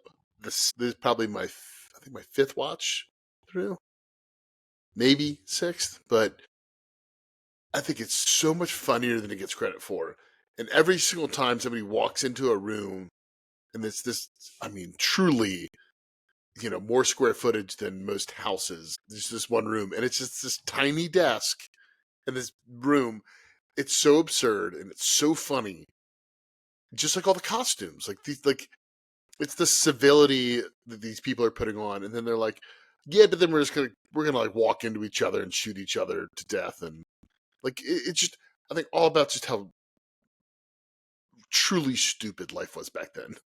I don't know if either of you guys think this, but like I've seen an evolution of my taste in Kubrick films as I've aged through teens, 20s, 30s. I'm nearly 40, where there was a point where The Shining was my favorite or something else by him. And I feel like at this point, Barry Lyndon is sort of asserting itself every time I go back to it. It's an annual watch where it's kind of becoming my favorite Kubrick. I don't think it's his best film, but it's becoming my favorite Do either of you guys have it like in the upper echelon, the top tier of his work? Well, I absolutely do. It's right there with The Shining. Those are my favorite two. And I was fortunate to be able to see this one on the big screen. And it was my second watch of it. So, and I'm just doubling down on what you said, Peterson. I had no idea how funny it was. I mean, the crowd, it was a packed house, which is cool in itself. The crowd was in stitches, the whole movie, cracking up and like, wow, I'm watching a comedy right now.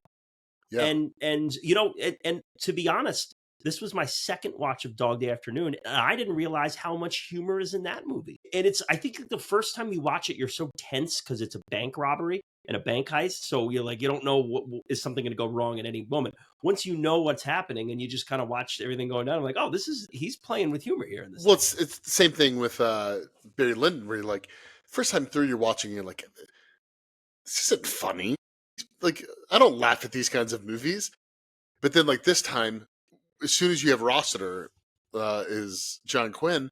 Great. He's so funny. Like, he crushes his, like, 10 minutes on screen, you know, which I know that Shampoo has scenes where Warren Beatty's seducing people.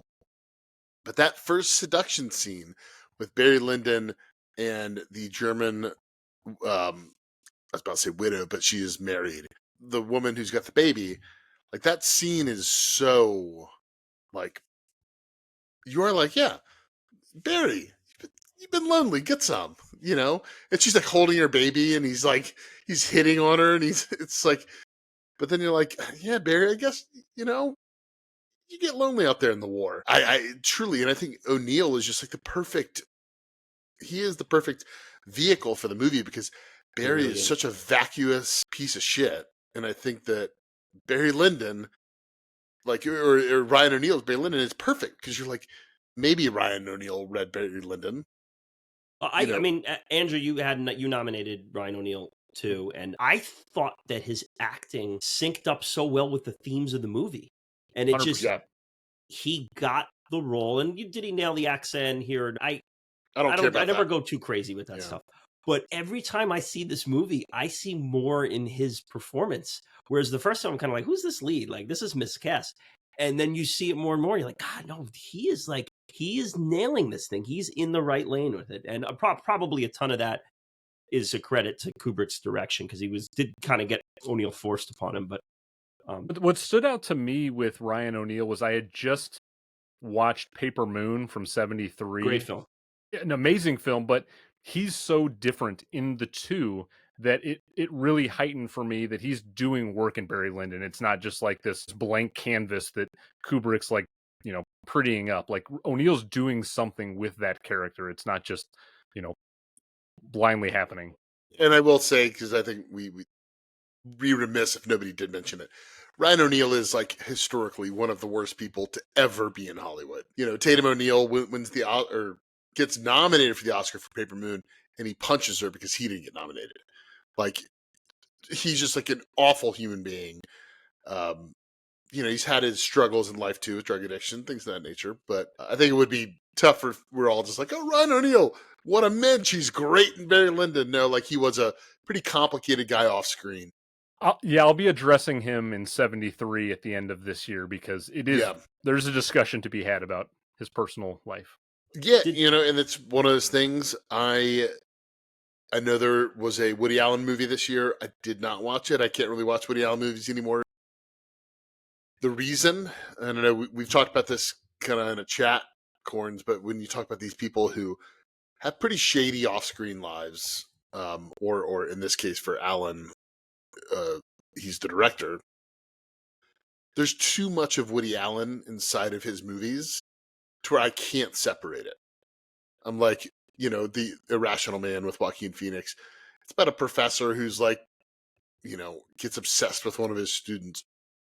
Like, not a stretch for me to think that Woody Allen's, you know, the guy directing this. So I think something like that makes it a little bit harder for me to get on board with watching a Woody Allen movie.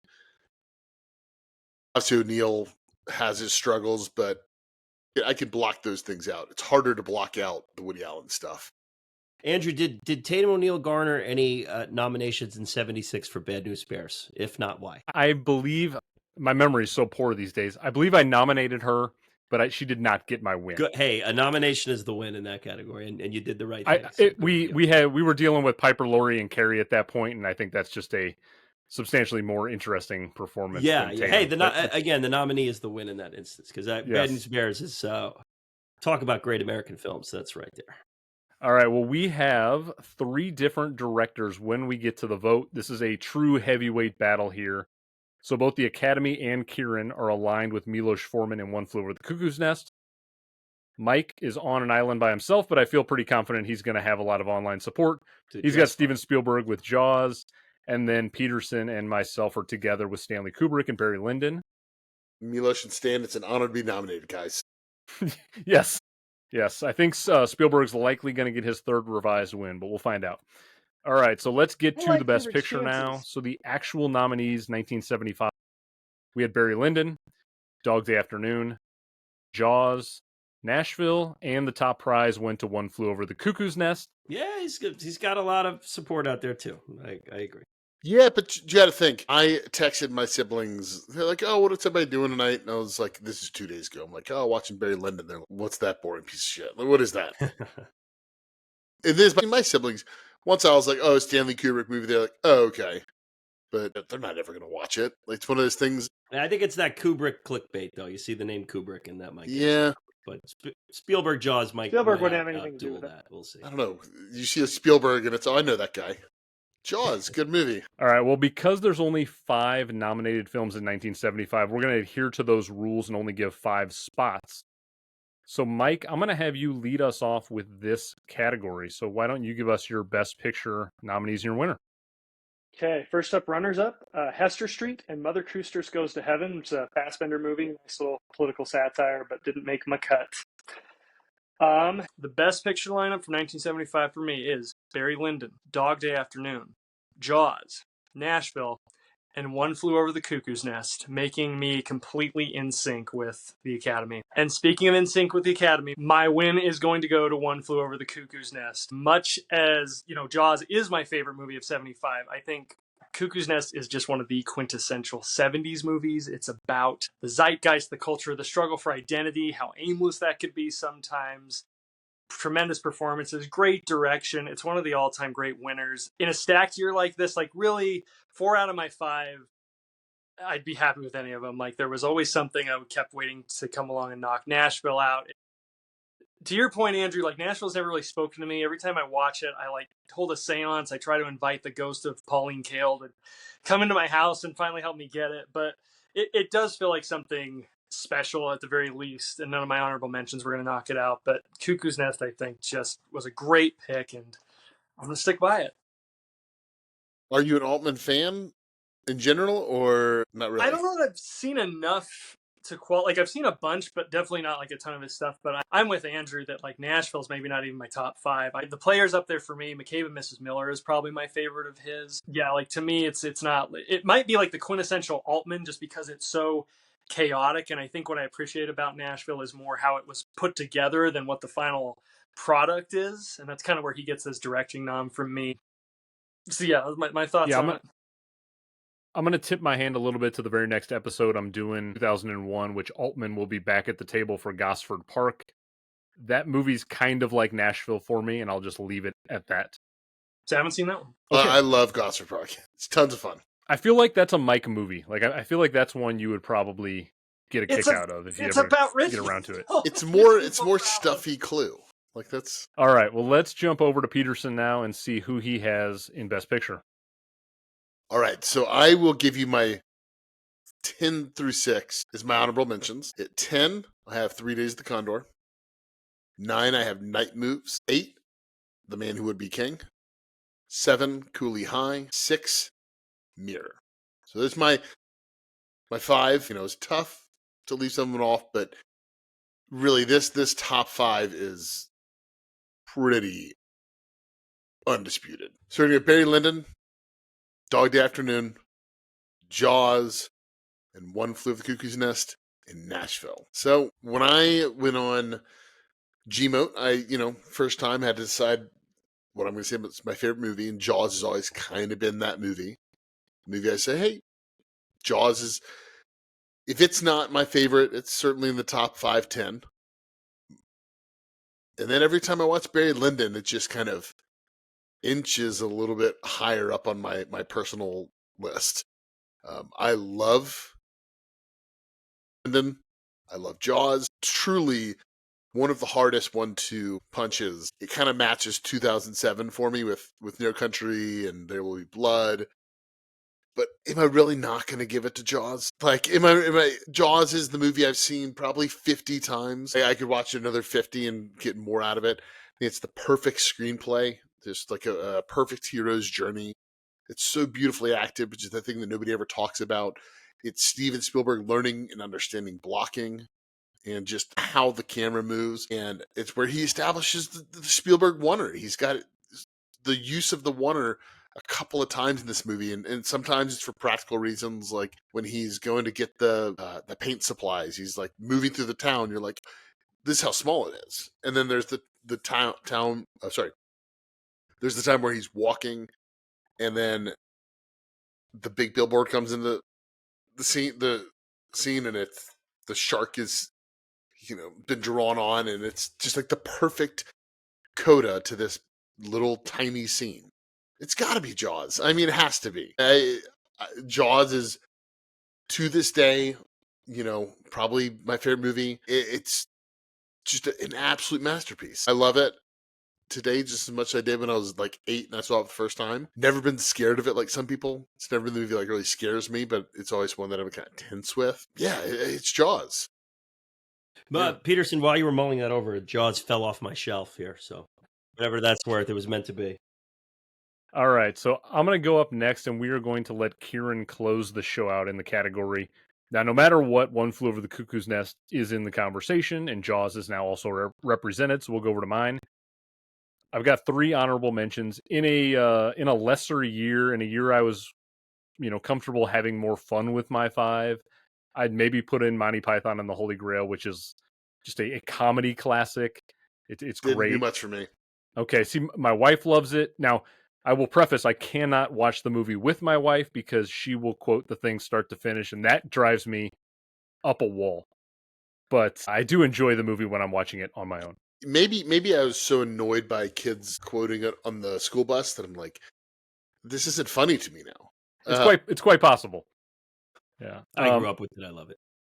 See, I enjoy it. Literally, I was a first time watch this year for me. Wow. For this episode, I'd never seen it. Really, never really seen anything Monty Python. It was just complete comedy side that I never saw. It's not something my parents watched. They're more airplane and things like that as far as like dumb comedies go. Yeah, I don't know. Just missed it. Yeah, it's up there for me. It's one of the great comedies. I would have loved to get it in my 5 just as a fun nominee. Rocky Horror Picture, same kind of thing. It's an all-time cult classic. It deserves an honorable mention. And then Cooley High, which I do think is a great coming-of-age tale. Yeah. But the 5, for me, apologies to Nashville, it's going to get bumped aside. But I am going to align with the Academy 80% of the way. I've got Barry Lyndon. I've got Dog Day Afternoon. I've got Jaws.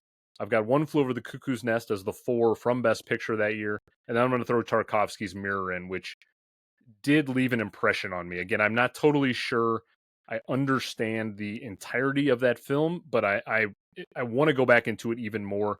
And much like Kubrick's Lyndon, I think Tarkovsky's, the way he frames a film is unbelievable. He has such an eye for detail, and Mirror really highlights that. And I also want to apologize to a friend of the show, future guest Scott Cole, who Nashville is his favorite film of all time. And I know he lives in Nashville, and so he's going to be hearing this and probably not too happy with me dogging on that movie, but that is the way it is. You can go get some chicken fingers at Kid Rock's place. It's fine. I love Cuckoo's Nest. I really do. It's a perfect 10 out of 10 movie. I think Barry Lyndon is also a perfect 10 out of 10 movie. But we're talking about Jaws here, right? This episode's coming out on the 4th of July. That was just perfect symmetry. That was not intentional by me, but it worked out that way. I think Jaws is the great blockbuster popcorn movie of all time. It is continually lived in the zeitgeist for 50 years. I think Steven Spielberg's gone on to direct better things, but I think this is the work that defines him personally. it has left an impression on me from the day I saw it at a very young age. Now, I'm from the Midwest, and so the idea of the ocean is a bit foreign to me. Unlike Kieran and Peterson, you guys are much more close to the coast. So this movie literally scared me into not wanting to go into the ocean at a very young age because it was such a distant thing for me. But the more I see it, the more I unpack from it. It's got a lot of themes, as Myke touched upon earlier. So for me, Jaws is the unquestioned best film of 1975. But if One Flew Over the Cuckoo's Nest wins in an online vote, I have no qualms with that. If Kieran throws something else on the table, I'm sure it's going to be just as well deserving. But for me, Jaws is the one. You can't really be mad at any 5 of these winning, I would say. Exactly. This is a year where anything winning deserves it. All right, Kieran, let's see where you go with this one. Okay, here we go. Nominees for Best Picture 1975. Barry Lyndon, Dog Day Afternoon, Jaws, One Flew Over the Cuckoo's Nest, and Nashville. Nashville rounding out the 5. On that episode that we've referenced here, One Flew Over the Cuckoo's Nest, revisited on Best Picture Cast, I buried Nashville pretty hard after my first watch of it. I was pretty mean. I did not enjoy it. I think I still had some trauma from watching MASH. But I will say those ghosts and spirits that Myke was channeling to try to inspire him when he watched Nashville, they must have made their way to my apartment because I have softened almost entirely on Nashville. I had a really good time with it this time around. I think, again, it's another one of those when you know that nothing's going to happen and that there's no plot, you can enjoy it more. This was a year that to me emphasizes why rewatches are essential if you're really going to get into film. Now, not every single film requires a rewatch because you would never be able to, it's impossible to watch every film once, let alone every film twice. But 3 films here I had just a completely emphasized, much better time with.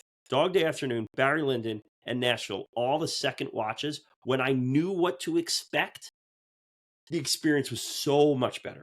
So Nashville does get in here. This is an incredible Best Picture lineup. I would not pretend to touch it. The Altman's direction, I was okay with pulling him out because, Myke talked about organizing chaos. I think he created some of the chaos that he was organizing, so I don't maybe give him a little less credit there with that. But my winner is the Best Picture winner from 1975. It is One Flew Over the Cuckoo's Nest. I lock in the big 5 as it happened. I think I said everything I needed to say in the previous categories. To me, this is one of the great Best Picture winners. I'll leave it at that. Andrew, you did want to ask me some things about Mirror, though. Yeah, I'm got just a directing note for me. I'm curious. I would have assumed that you would hate Mirror. It feels like a film that would not captivate you in any sort of way. I don't know what your experience is with Tarkovsky's filmography. Was this your first film of his? Like, where do you stand? I've seen Stalker. Okay, so this was my Stalker is second. my favorite Tarkovsky. So I've kind of been outspoken against dream logic type films and whatnot. I'll tell you what, there was something about this film. Maybe it's catching me at the right part of life, like with becoming a father on the precipice or whatever it was. And if you've listened to me before, you may or may not know, I tend to get a little easily emotional with films. I'll have no shame in tearing up and crying during anything. Watching Titanic for the 11th time. The 100th time. Not a lot of movies this year made me emotional at all. Like there was kind of a coldness of 1975. This movie. So, yeah. This movie choked me up. I don't know if it was just a young man reflecting upon his life as he's approaching death, fatherhood, his mother, his wife. This film just kind of spoke to me, and I was in on the dream. And it helps. Everything you said about Tarkovsky's framing absolutely helps. He gets that that horizon in the distance shot across the field. In Stalker, there's a couple of framings of that. They're just out of this world. And I appreciated the length of it. It was the perfect length. Just that the whole man reflecting on his life thing just kind of really hit me. And I absolutely loved it. I'm not thrilled that it inspired David Lynch to do all that he did, but it was real cool. I was so happy I watched it. I loved it. I loved it. Does it make you want to go and watch more of the Tarkovsky catalog now, or will you just kind of watch them when you Listen, have a chance? I'll probably watch Rublev at Andrei Rublev at some point. The runtime's a little scary there. I think it is playing around here at some point, so I may do that one in the theater. And I have to mention Margarita Tarakova again too, because she was my runner-up for Best Actress. I mean, that performance was amazing, kind of playing that dual role situation. I thought she was stunning on screen and was a really strong performance in what we all kind of considered a weaker year. I would check out more of his stuff. I mean, like, it seems like his general vibe is not my vibe, so I don't know how thrilled I'll be going through the filmography. I like Stalker just fine. You know, it didn't call me to revisit it. I'm sure I'll like it better if I revisit it. But yeah, I was really happy to see this one. I dug Mirror a lot.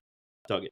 And I think that's what, to your point about a lot of the films, 3 of them in your 5 being ones that you enjoyed more a second time. I think a lot of Tarkovsky's films, for me, it's the second, the third watch. He's really a filmmaker that, like Kubrick, is sort of working in that same framework where once I sort of put away my preconceived notions of what I think the film is going to be or what it should be or whatever, then I just explore it for what it is, I can start to unpack it on my own time. And I find a lot in that. Dog Day Afternoon reminds me so much, just like my general feelings about it are so aligned with how I felt about Inside Man the first time I saw it. I left Inside Man just like I watched Dog Day Afternoon, and I was like, man, that's a fun movie. A really good movie. And then I came back to it and I rewatched it, and I was like, oh, there's so much more under the surface here outside of just being this fun little bank robbery movie. And that's what I think, Lumet's so keyed into with Dog Day Afternoon, is that on the surface, it's this ordinary bank robbery. Then it's like, no, but the circumstances of this are so much stranger than you're used to. And I think he really leans into that. I think in the hands of a different director, that Chris Sarandon character comes off as much different and much less sympathetic and almost portrayed potentially as like a villain, especially 50 years ago. And in looking at it, I think he does a really nuanced job with that character, especially for 50 years ago. Yeah, I just didn't have because I just didn't think there was enough. Like, it was. No, I agree. Kind of just the one scene, and I needed a little bit more. I need a little more than one scene. Look, and I didn't include, and I forgot to shout him out, so I'll just do it now. Henry Gibson in Nashville for supporting actor, just missed it. I had him close, but didn't sell that arm injury enough for me, man. Come on, you got to sell. Yeah, I'm an old school wrestling fan. You got to sell the injury, man. Come on, a gunshot wound. You can't just be like, somebody sing. Like, nah, sell that shot. So, question for you guys, because we've kind of alluded to this. I think Myke mentioned COVID. Like, how do you watch Jaws and in the times of COVID? As far as Murray Hamilton goes, because he's a guy who he was in my list for potentially getting a supporting nom for Jaws. Do you think he is all that unreasonable as the mayor in Jaws? Mayor Vaughn? Yeah. Oh boy, that's a complicated question. I think that a great villain believes he is doing the world a just cause. And I do think that I would totally support a nomination. I think he's fantastic in the film. I think he believes he's doing his job to the best of the ability, and he's saving the island in its own way. And when we had that moment where he's in the hospital and he said, my kids were on that beach too, I think we do kind of see him break from his professional perspective of life and get into the more human end of it. So it's kind of like Nurse Ratched for me on a different scale, but in the same way that I can understand the motive of the character, and I can put myself in their shoes and see that, even though they're sort of working against whatever the lead character's motives are.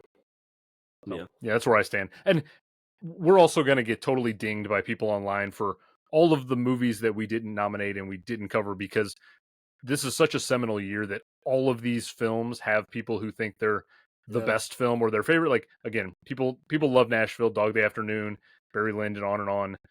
They all deserve a place at the table. I'm glad we got to give a lot of love to all of them over these couple hours. But I do think at the end of the day, the 2 films that should be battling for supremacy for 1975 are the 2 that are going to be at the table. So you can vote for One Flew Over the Cuckoo's Nest, or you can vote for Jaws.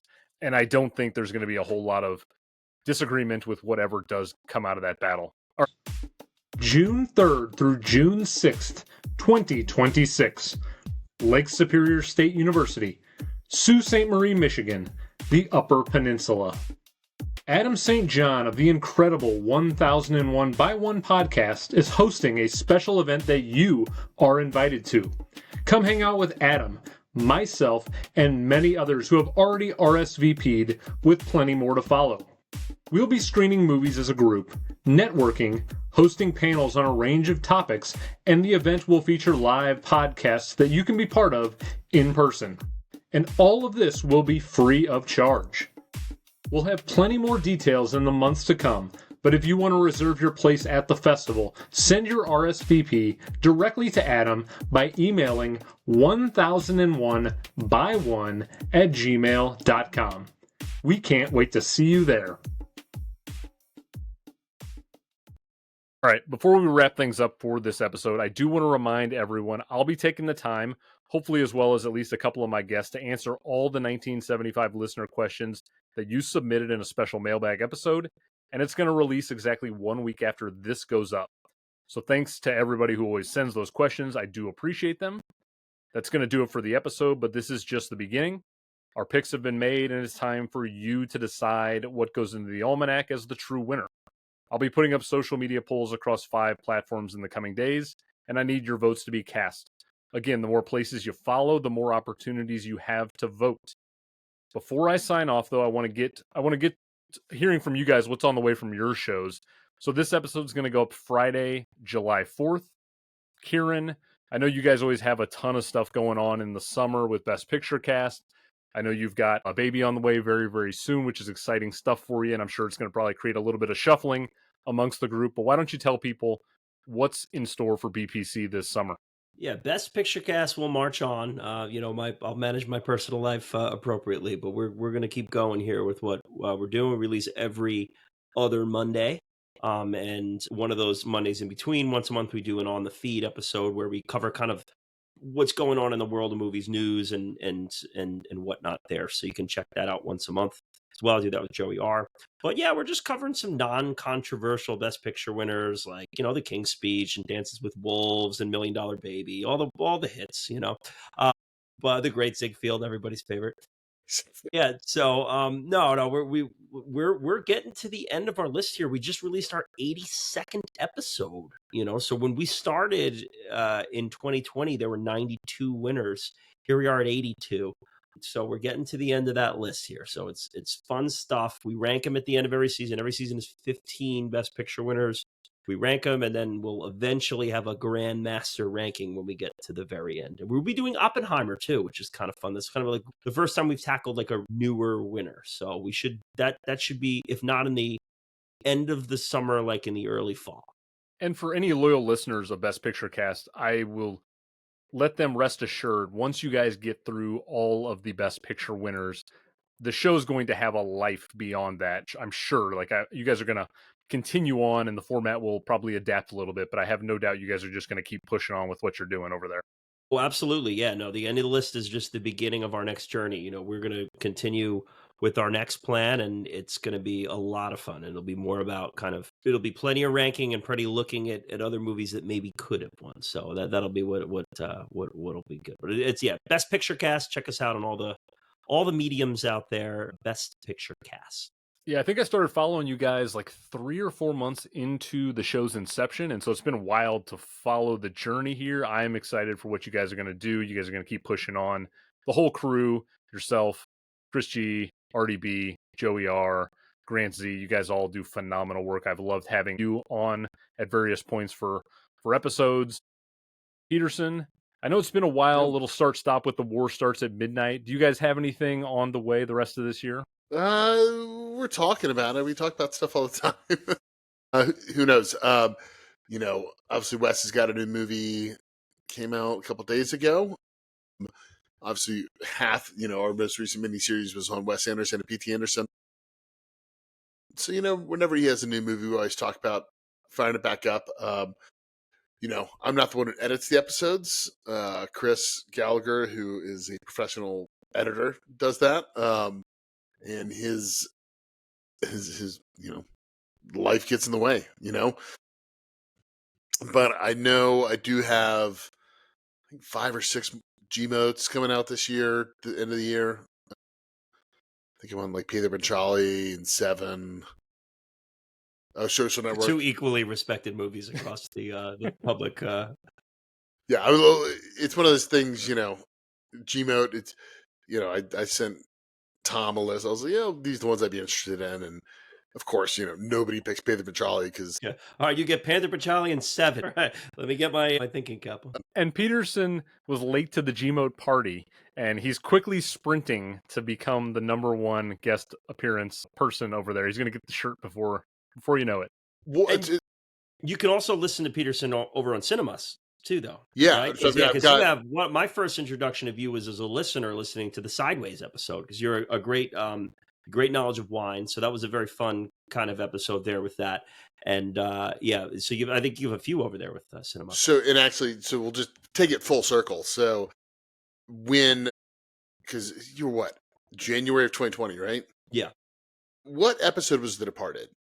It's our first episode. That's okay. So somehow, when I was in wine distribution, I left a restaurant, a place called Lazy Betty, now Michelin starred, but I left because COVID. And I went into wine distribution for the times of COVID, and I caught your first episode in like February of 2020. Yeah, right at the beginning. Literally, it was like right at the beginning, and it was great because it was like these insanely long episodes. And when I'm driving all over Atlanta, having to go see accounts and try to sell wine, worked out perfect. So yeah. And little did we know we'd be celebrating a Braves World Series a year later, Not this year. Not this year. Not this year.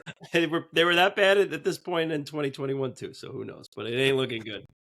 Different season.